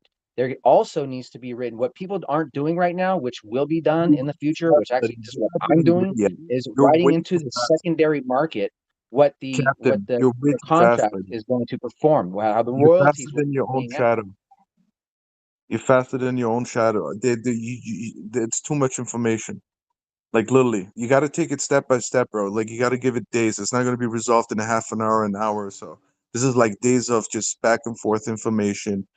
You know, first we gotta like create the interest so they understand like what NFTs are capable of. Like, you know, maybe he has an idea, he takes a, I don't know, a picture of his boot and he knows a boot manufacturer, and all of a sudden their NFTs pick up because they say if you buy an NFT, you can verify it on their website and you get a free pair of boots sent to you. Right? Like whatever. Just a random ass idea that I just spilled out, right? With no meaning behind it. So where are you getting all your eyeballs though? Who's going to see your music or hear it So this without is the them thing. copywriting NFT. it? You know, you're So going to have to have NFT, eyeballs. yeah. So Mhm. NFTs, and that's why I love the Hex community. It's very similar to the NFT community. It's very friendly, brotherhoodish, right? So in the NFT, there's something called FOMO. So these people, when they buy their NFTs, it's all about like that project, right? Because they're like different projects. That's the current state of mind, right? That could change, could remain, nobody knows, right? But that's what the community is all about at that point. You see how everyone has a hex thing associated to them on Twitter, right? Um, Same thing with NFTs, same scenario. So same thing we do, they do, So I right? want to touch on Now, that, what he said, where the eyeball is going to come from. So for example, right, you put your music on Spotify or SoundCloud or whatever, the million streaming sites that are out there, right? Well, they pay out according to how many streams they get or whatever, downloads or whatever, right? That they pay out. Well, in this instance, you're tying the NFT to that. So the eyeballs are coming in a traditional way, the same way that they do now. Like there's no difference in, essentially the way you can market. You don't have to change the marketing of the music or the movie or whatever it is that you're producing. The only thing that's different is less middlemen, more money for the creator, and like direct flow through between the consumer and the whoever's creating the content. You could even give partial ownership to the fans. So instead of me having to wait for the 1 millionth download to get a nice chunky change of a paycheck from Spotify, now all I have to really do is, if there's one fan out there that likes my music that much and believes in me that much, now he's going to go ahead and basically I get all of that up front because he's going to buy ownership in this particular album.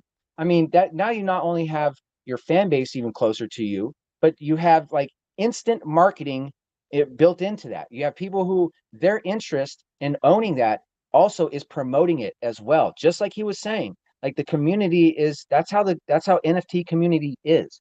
Now, so they're like I said, there's many ways to apply non-fungible token technology, but to limit it to just the idea of a JPEG and to just go off of the whatever you think you know about it, I think you're doing a disservice to yourself, because there's so much more there's a lot that can be done with it. There's a lot. Like we could really benefit from it. And it is going to be in the future. There's no way you're going to avoid that. It's already happening now. Okay, to back up a little bit there, Parkway, you said like the grandkid draw a picture. Unfortunately, I am old, but not old enough for grandchildren yet. And so can I get Jakeinator to draw my beavers for me? sure, bro. All day, bro. You can draw whatever. You can have every vehicle that Jackinator sells, take a picture of it, of the sales agreement, and make that an NFT and hand it over to the client, right? And say, hey, do Hey, you have a Parkway, just for the record, Parkway, The Parkway, redneck my name is not panda. Jackinator, it's Jakeinator. So don't disrespect me, bro, because I'll call you something else. My name is Jakeinator, not what, Jackinator. bro? I'm sorry, dude. Do you think I did that on purpose? Very aggressive No, today. well, Jake. you said it several times. You said it several times, so I'm trying to be nice. We're all good. Bro, I'm from Austria, bro. Like, I'm sorry. Like, that thing sometimes happens. You know how Arnold has that weird lingo? Same here, bro. I love to joke around. Don't get me wrong. I call redneck and all these different people things, but Jack and Nader, that's not my name. So it's all Yeah. good. No, if I want to be insulting, you would definitely know it, bro. Like that's not the Yeah. intent here. Okay, cool. But yeah, so now imagine, so in regards to community, they use mostly Discord, right? They get a server with their name. Then you get different options there. You got a bunch of bots, so you need a Discord manager, somebody who manages your Discord, or you can go and study it and understand how it works. And then you got a lot of shilling there, right? So other NFT projects find you because you're promoting yourself, and they come to your server. And then if you have a shill channel, and there's a lot of respect going on, right? Because all these bots are taking care of like garbage, so people know like they're not gonna start shilling on the general chat, right? They always look for shill channel, and then they go there and then they post. So you can always get updated on what's happening, what NFT projects are coming out, how the society is moving. Last year we had a huge ape crave going, so there were a lot of ape projects, then turned into kitties and I don't know, turtles and handbags and Nike shoes, and right, things have changed over time. But yeah, the technology NFT itself, I would say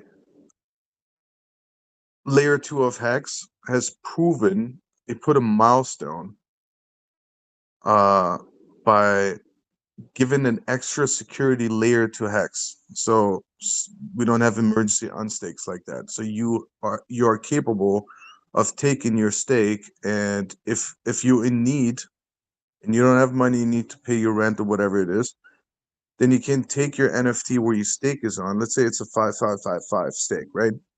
And there are some of them out there. And then you can look at the price, and they're pretty much priced at what they're worth today and maybe like a few months out. So the person who's selling is looking for a slight little profit. And the person who's buying understands that the t-shirts he's getting with this is not going to happen currently with the money he's going to spend. But he can buy this project at this price, which is during his maturity, right? And this now the person buys this, and this person now can gift that stake, for an example, to somebody else without going through any struggles.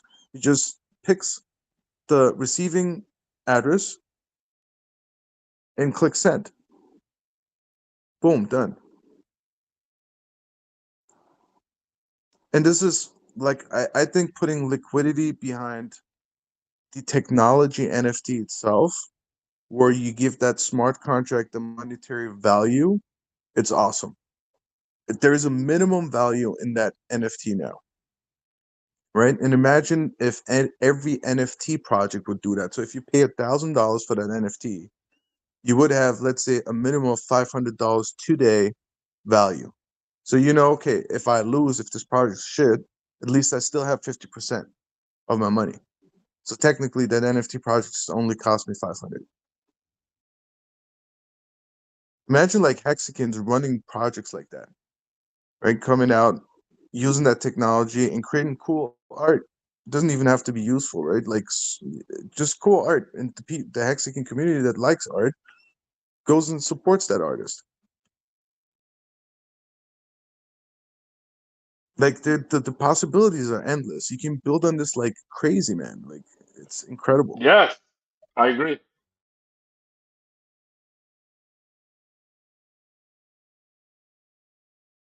And that's I got why I think it's very important that the Hex community really like starts to open up to this. I've been preaching this seriously like since PulseX first day of launch. It's the NFT community, guys. It's very, very crucial. I know like there is some bias, some people have like issues, but understand these people, they buy crypto in order to buy NFTs. Why wouldn't they come and buy Pulse in order to go and buy NFTs? I agree. Right? Bottom, So in order yeah, to make it, you got to feel comfortable. If somebody comes in someone's yard and they don't get treated well, they're not going to come back. right? So I think it's very important that we stay respectful throughout the whole thing and try to educate Yes. ourselves more and more into the culture and what's behind it. You don't have to FOMO and you don't have to go and spend hundreds of thousands of dollars on NFTs. But maybe you want to go and spend $50 on one NFT and get that experience. Even if it's a rug Yes. pull, even better. Experience a rug pull on NFT for $50. Is that a deal or what? Right. It Yeah, I just want to see a Parkway. utility. I just want to see a utility out of it. Oh yeah, it sounds good. Parkway. That was the exact same thing I was saying earlier about the ERC tokens coming over to the Pulsechain. Exact same thing, bro. So now you believe in it, and I agree with you 100%. That's what Yeah, we need to but pump up. Not yeah, about selling all their ERC tokens. Jaconator, here's the thing. Look, that's a token, right? I mean, people buy it, but like let's take the meme coin shit, right? That's an army, right? But if that army gets tired, that's the only thing they know. They're not gonna then I don't know like how I haven't seen like there isn't enough record for meme coins. Like I haven't seen or maybe I haven't researched enough maybe um on what their behavior is when their project goes to shit, right? If they come back, if they find a new project, or if they get heartbroken and they say, fuck crypto, I'm never going to look back at it again, right? And that's the thing that needs to be identified, like with these things. But with NFTs, it's such a different environment, even though the culture is pretty much the same as the hexagons. Over there, when the project goes to shit, people get upset. Like your first rug pull on an NFT is like so hurtful because you're like, I was 100% there with them, and then it just becomes an experience, right? Where I you're don't know. okay. I don't know. I got to say this, Parkway, because you've been out here for a while, just like myself and H-Man and these other folks on here, Huddle and Redneck, and people listen to us, bro. So you kind of played down, when I was talking about, when the tokens get copied over, maybe 3%, we don't know. That's what ProFix said. But then we talk about NFTs, and I said, you know what? Hey, bro, hey, yes, I agree, 100%. But yet we talk about these projects that are getting built on Pulsechain. You're like, oh, I don't know. So I'm just saying we need to stay positive. I don't think any of us will gain anything. Any of us on this chat right now will gain anything if any of us say, you know what, take it in or you're Yeah. wrong. No, you're not wrong. Here's the thing. I think we should identify in our conversation that existing projects on ETH, if they will open their side to Pulse, that's one thing. And projects that are being built only exclusively on Pulse, it's a whole different thing. Right? So we got like two different things going on in the conversation. And maybe that's why like we miscommunicate there. Because I think something else and you think about the other side, right? Maybe. Guys, could I ask a question on a different topic real quick? It's in regards to Trezor. I just got the Trezor. I'm trying to move some coins into it, which I did, 3 different ones. But now that's all the Trezor lets me transfer, just 3 different coins, and it says I already run out of room. You Am I bought doing it something wrong? You bought it from the website? Yes. Yeah. Okay, how many coins did you transfer over? Just 3 different 3? coins, and it tells me that it's already run out of room, and it Yeah, you doesn't let probably me got like download. the cheapest one, eh? I had that issue with my ledger. Before I was able to hold more, and then it just shrunk in size, and it's just like whatever, right? And I had to get another one. Oh, so so that's the way it is. Yeah. So if it's Okay. full, it's full, right? Yeah, I got another. That's why I got another one, because I was thinking I tried so many different ways, I couldn't figure out anything. So I figured that's all it takes. Those are all Um, non-ERC tokens, right? None. What was that again? Those NRC? are all non-Ethereum tokens that you transferred over, correct? Here comes some positive stuff. No, it is actually Ethereum, I think is. No, let me see. No, It shouldn't be, because if not, no. you would only have Ethereum, and then under there you have the tokens. You can have as many tokens as you want. on the Ethereum Yeah, I side. think I have. I think what I transferred was actually Ethereum, Bitcoin, and XRP. Okay, so that's the three right there. So you have only That's it. Ethereum, which is but if you had like SHIB or if you had Hex, those are all ERC tokens, so they would fall under the ETH token under tokens on the ETH Ethereum under tokens. So yeah, you only get three.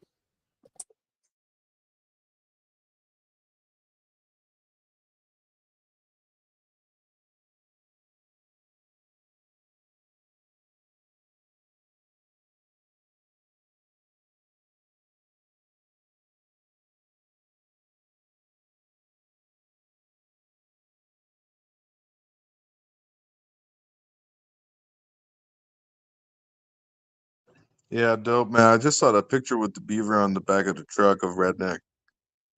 Dude, you straight, bro. Yeah, I should send this to Antifa, bro. They should come to your door and be like, "What the fuck? Fuck, man." Like, wow. Parkway, you see the hair?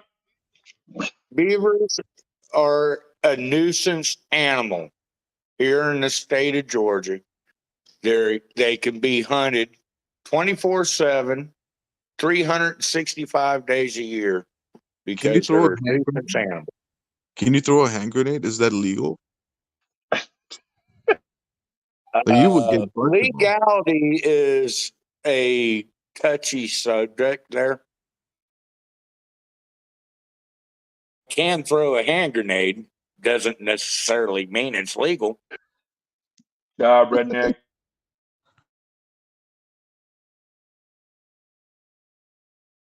Fishing with dynamite. I mean, yeah, that may or may not be technically one of the official Legal, ways bro. You of can't own catching dynamite fish, without a but you permit. can catch it with it. Can you buy dynamite without a permit? Oh, yeah, you can make your own. Yeah, I guess that's true.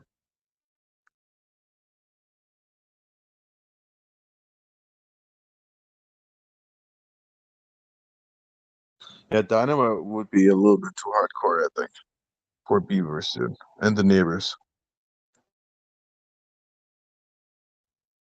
Well, it actually comes in handy to get rid of their dens.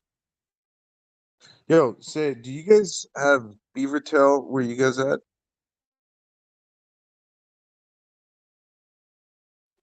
I'm sure you can go find it somewhere. I don't know. I don't personally eat the beaver. No, so okay, so no, it's sweet. It's like Hold it's a on, Redneck. deep Nick, I fry. thought you were going to say something. Stop.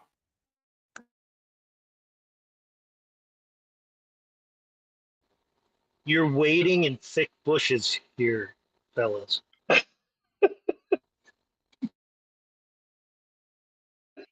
H-Man, are you... I'll just be alone. No, Parkway. That you can eat the tail, and it's supposed to be pretty good. Yes. In Canada, it is. It comes with like bananas and stuff, bro. Could have strawberries on it, bananas, chocolate. It's called beaver tail. Look it up. Yeah, some in Los Angeles as well. It's a little more towards the north. I guess it's Yeah, in here in northern. the Bay Area, we got plenty of beaver tail. We got a bunch of whale tail up here too. Whale tail in Cali in Frisco, bro. Is that like a chocolate or is that like actual whale tails that are chopped off and I think most of it's Victoria's Secret and low rise hip hugger. Victoria doesn't know how to keep a secret, bro. She keeps advertising. Well, Victoria is really a man. That's what the secret is. Then how you Oh, blew it. stop.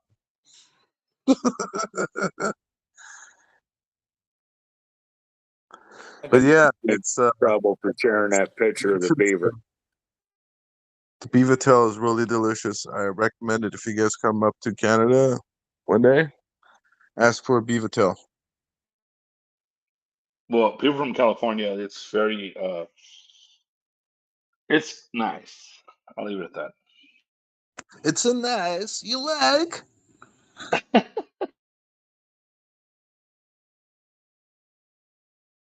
I would love to see Borat, a new Borat movie where he buys HEX.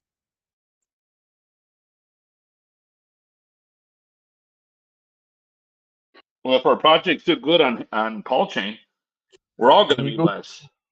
too. Oh my God, bro, that's the idea of a century. Somebody tell Richard. Book the guy. What's his name? Ali G. No, Borat. Yeah, get Borat to do a movie and represent Hex because he's Sasha also is he's a the guy's like real name.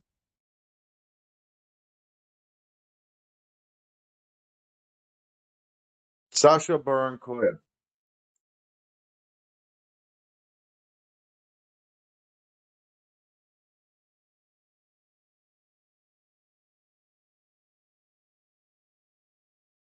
That's his real name, Sasha Baron Cohen.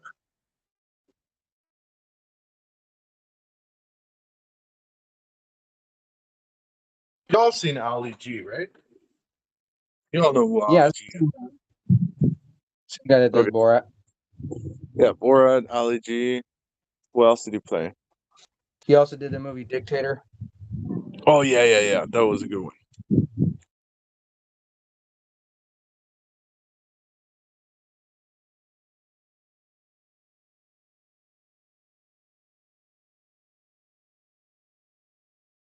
You know, Thor does digital stuff. I need to get in touch with him.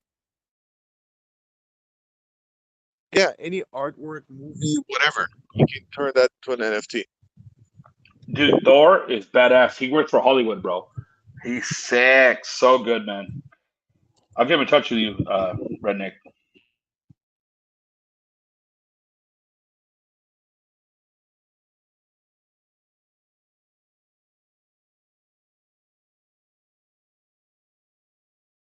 Like another example, you could literally take your baseball card collection or your comic book collection or your classic car collection or your motorcycle collection, and you could NFT every single item, and now forever moving forward, there will be provenance will come with that item.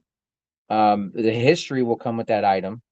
It's non-fungible, so you know that's not it's not a counterfeit and it's not a fake.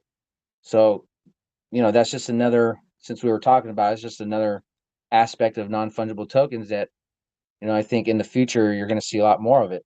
That's it's more And you can see the fitting of owner. what he is than a JPEG. Hey, The Captain Huddleback. ownership.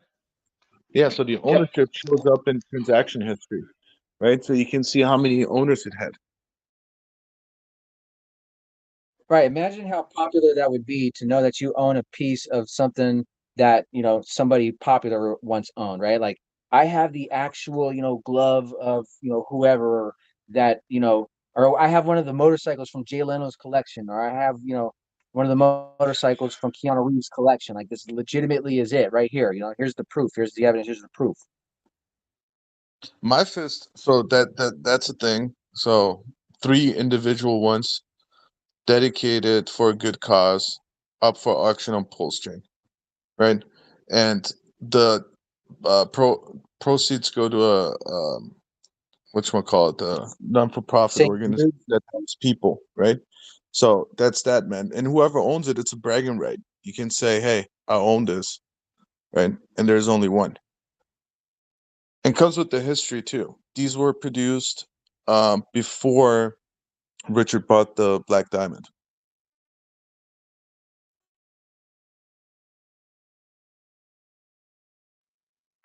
Hey, Captain, you there, bro? Yeah. Okay, so let me ask you a question. Would it behoove us, people that have invested in Pulsechain and PulseX, and what you're saying, I'm not into NFTs, but I got to tell you, I know you. I've heard you on here for a lot of months. I would love to help you show your projects here on Richard Hart.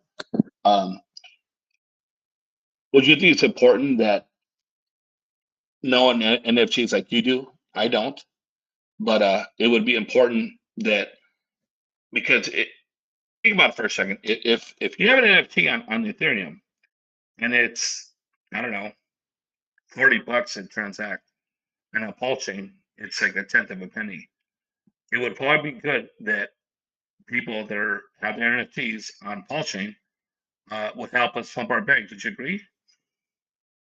Well, this is exactly what I was asking like months ago when I first got into this community, because my concern of this copying things over, like everything's gonna be copied over, blah, blah, blah. I kept asking and I wasn't able to find an answer. What about NFTs? Will they also be copied over? And if they Yeah. are, then how is that going to work in situations like, say, for unstoppable domain NFTs? I mean, NFTs come in so many different variations that people have no clue. Yes. They're stuck For all thinking it's NFTs, every single product that is ERC and where you Let hold us custody let of him it, finish, bro. it's Parker, copied let him over. finish. Let him finish. Go, bro. But yeah, so when it comes to like copying the NFTs over, and it actually, the way that this would work would be there's two different types of NFTs that you're considering. One is the actual sale of the actual NFT itself, where what moves over in ownership is the actual possession of, whatever that is, versus the other way, which is you're just buying directions to a storage file somewhere, that's located on somebody else's server, right? So in that instance, I would say those NFTs are probably not going to be valuable. They're probably, that's going to be questionable. Now, the other part of that is you can't make a non-fungible token is exactly that, non-fungible token. So you can't make a copy of it. But what you could do is you could migrate that contract over into the Pulse chain. Essentially, you're just moving the code over, whatever the line of code you're going to put in there. You're just moving it over, so now it's on Pulse chain instead of on Ethereum. Or you could even have it where it's a fork in the road and it's merged. So you can have a contract on that side, a contract on this side, but they both point to the same thing. So you're not creating a Yes. second one. You're not creating a copy. But what you are doing is you are creating two different maps for it, essentially. So, that's got to be considered. But you wouldn't be able to do this with, say, generative art that's stored on somebody's file system somewhere, where all you're actually buying is the directions to that JPEG. Good job, I hope brother. that answers your question. No, that's awesome. That's a good explanation. I think it's important because I'm not into them. But I got to tell you, if we want our Pulsechain and PulseX and Hex to pump, we need to get into this. In 2, 3, 4 years, it's going to be all in. They're going to be all in. So for That's what people I'm to say, oh, saying. well, I Like, don't know. look at Yes, how much yes, OpenSea is making every yes, day. How much OpenSea is yes. making? It is fucking insane. Look at how much Yeah, money is moving through, what, $1 million a day through MetaMask. You know how much of that is due to the NFT community? Like, people are really they're sleeping on that. I agree. I bought some NFT with my son a couple months ago. We made some money, lost some money, whatever we're probably about even right now. But I gotta tell you, yeah, even Richard Hurt, he's like, well, I don't need NFTs, and copy this, copy that. But I gotta tell you, if it's in the Paul chain and we're able to make some money, let's go. Bottom line. I think the NFT community is going to be the most valuable community if, we get past this, talking shit to everybody that brings up the word NFT or the phrase NFT, and then, Yep. making fun of them and treating them like they're Yep. garbage and like, Exactly. they're part of something that's, ridiculous. That just shows the ignorance of the people that are denigrating somebody who's actually, Yep. a little bit more advanced than them when it comes to this technology, in my Yeah, opinion. it's kind of like talking crap. I agree, 100%. It's kind of like talking crap on people that have ERC tokens. They're getting copied over to PRC tokens, and all of a sudden you have to, get rid of them. So I agree, 100%, Now brother. God bless you. there are a lot of NFTs out there. I'd say the majority of them, unfortunately, are just complete trash. They're worthless. They do nothing. They will never do Just like the anything. crypto And you world. don't even own that NFT. You don't even own what you think you own. And that's the problem. But I think with proper education, with right information, people will understand exactly how they should work. And to be honest with you, and I don't know if, well, I guess I could say it because yeah, I could say it. I don't have an NDA on it, but so essentially, creating a platform, a NFT platform, where what I'm calling the one that I'm working on is called Pure NFT. Right now, the Pure NFT it follows a very specific checklist that it must adhere to in order to be considered an NFT on this platform, right? So it cannot be generative art. It has to be able to be copywritten. It has to be the NFT that you are purchasing is not a direction to it where it's stored somewhere, but it's the actual physical ownership is transferred in that contract. And if there are royalties involved, Amen. there must be secondary and thirdary markets also considered and written into that contract. There's also timelines, expirations, like all these things that people don't even know are part of an NFT, a successful, legitimate NFT. That's what I want people to really understand more is what NFTs really are. Non-fungible tokens. It's a completely different concept than cryptocurrency or a token or something on a blockchain where you have 1,000 hex or whatever, and they're all worth the same exact value. Like you take one and give it to somebody else, it's worth the same value. They're all equally valued. Versus an NFT is very specific to what it is. It's you could break it fractionally if you wanted to.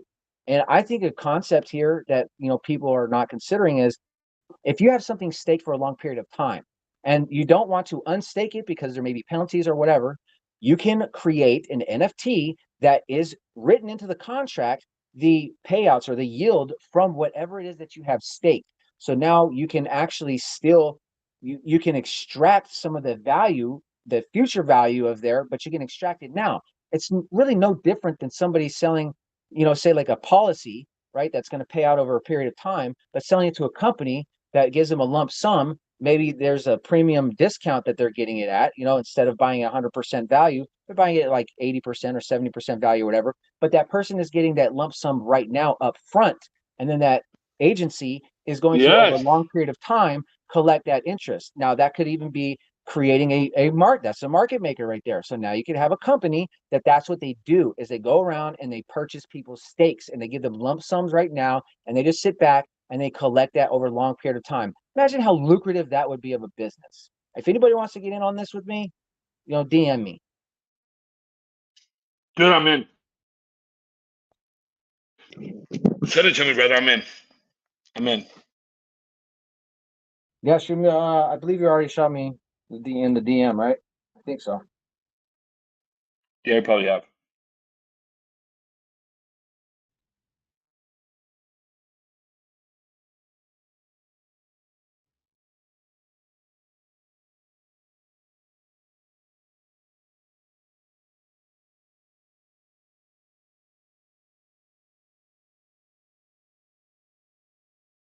I guarantee you in about a week, you're going to see somebody coming out with something similar to what I just described, but it'll probably be half-assed. Hey, well, I gotta tell you, I like you, brother. And you bring a lot of good stuff on this chat. So God bless you, man. I'm in. DM me, please.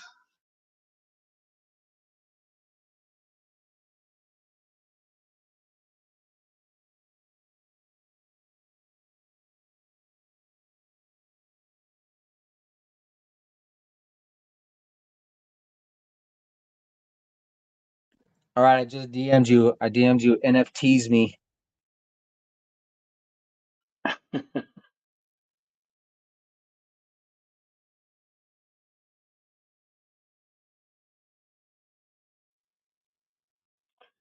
It's a Jaconator, not somebody else. I didn't get it. Try again.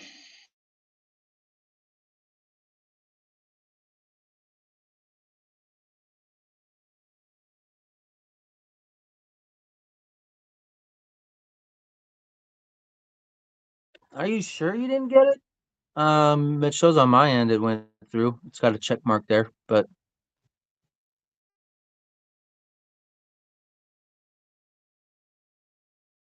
you got a picture of like the Rocky Mountains over there on your app on your Yeah, that's Yep. me. Yep. Keep it going, guys, right? Yeah.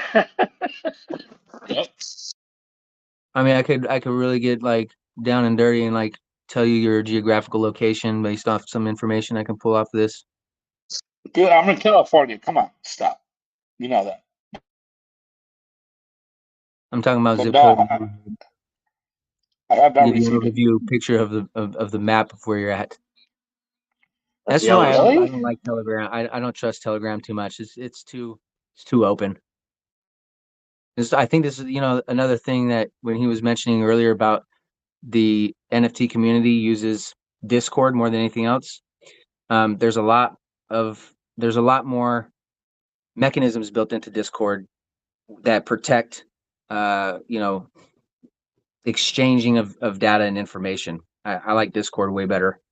It's a little bit more cluttered, but I think it's just a better place all around.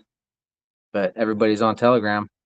In fact, that's the only time I'm on Telegram is when I'm coming in here. I'm talking to the other projects I'm working with.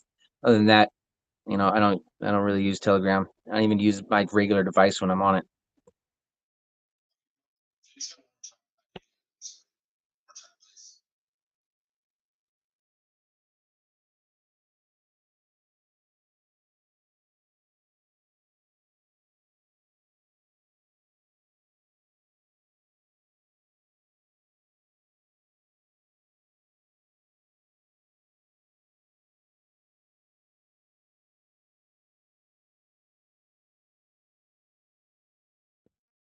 Okay, I sent another one over to you. I don't know if you're not getting it. I don't know. Then just DM me and let's see.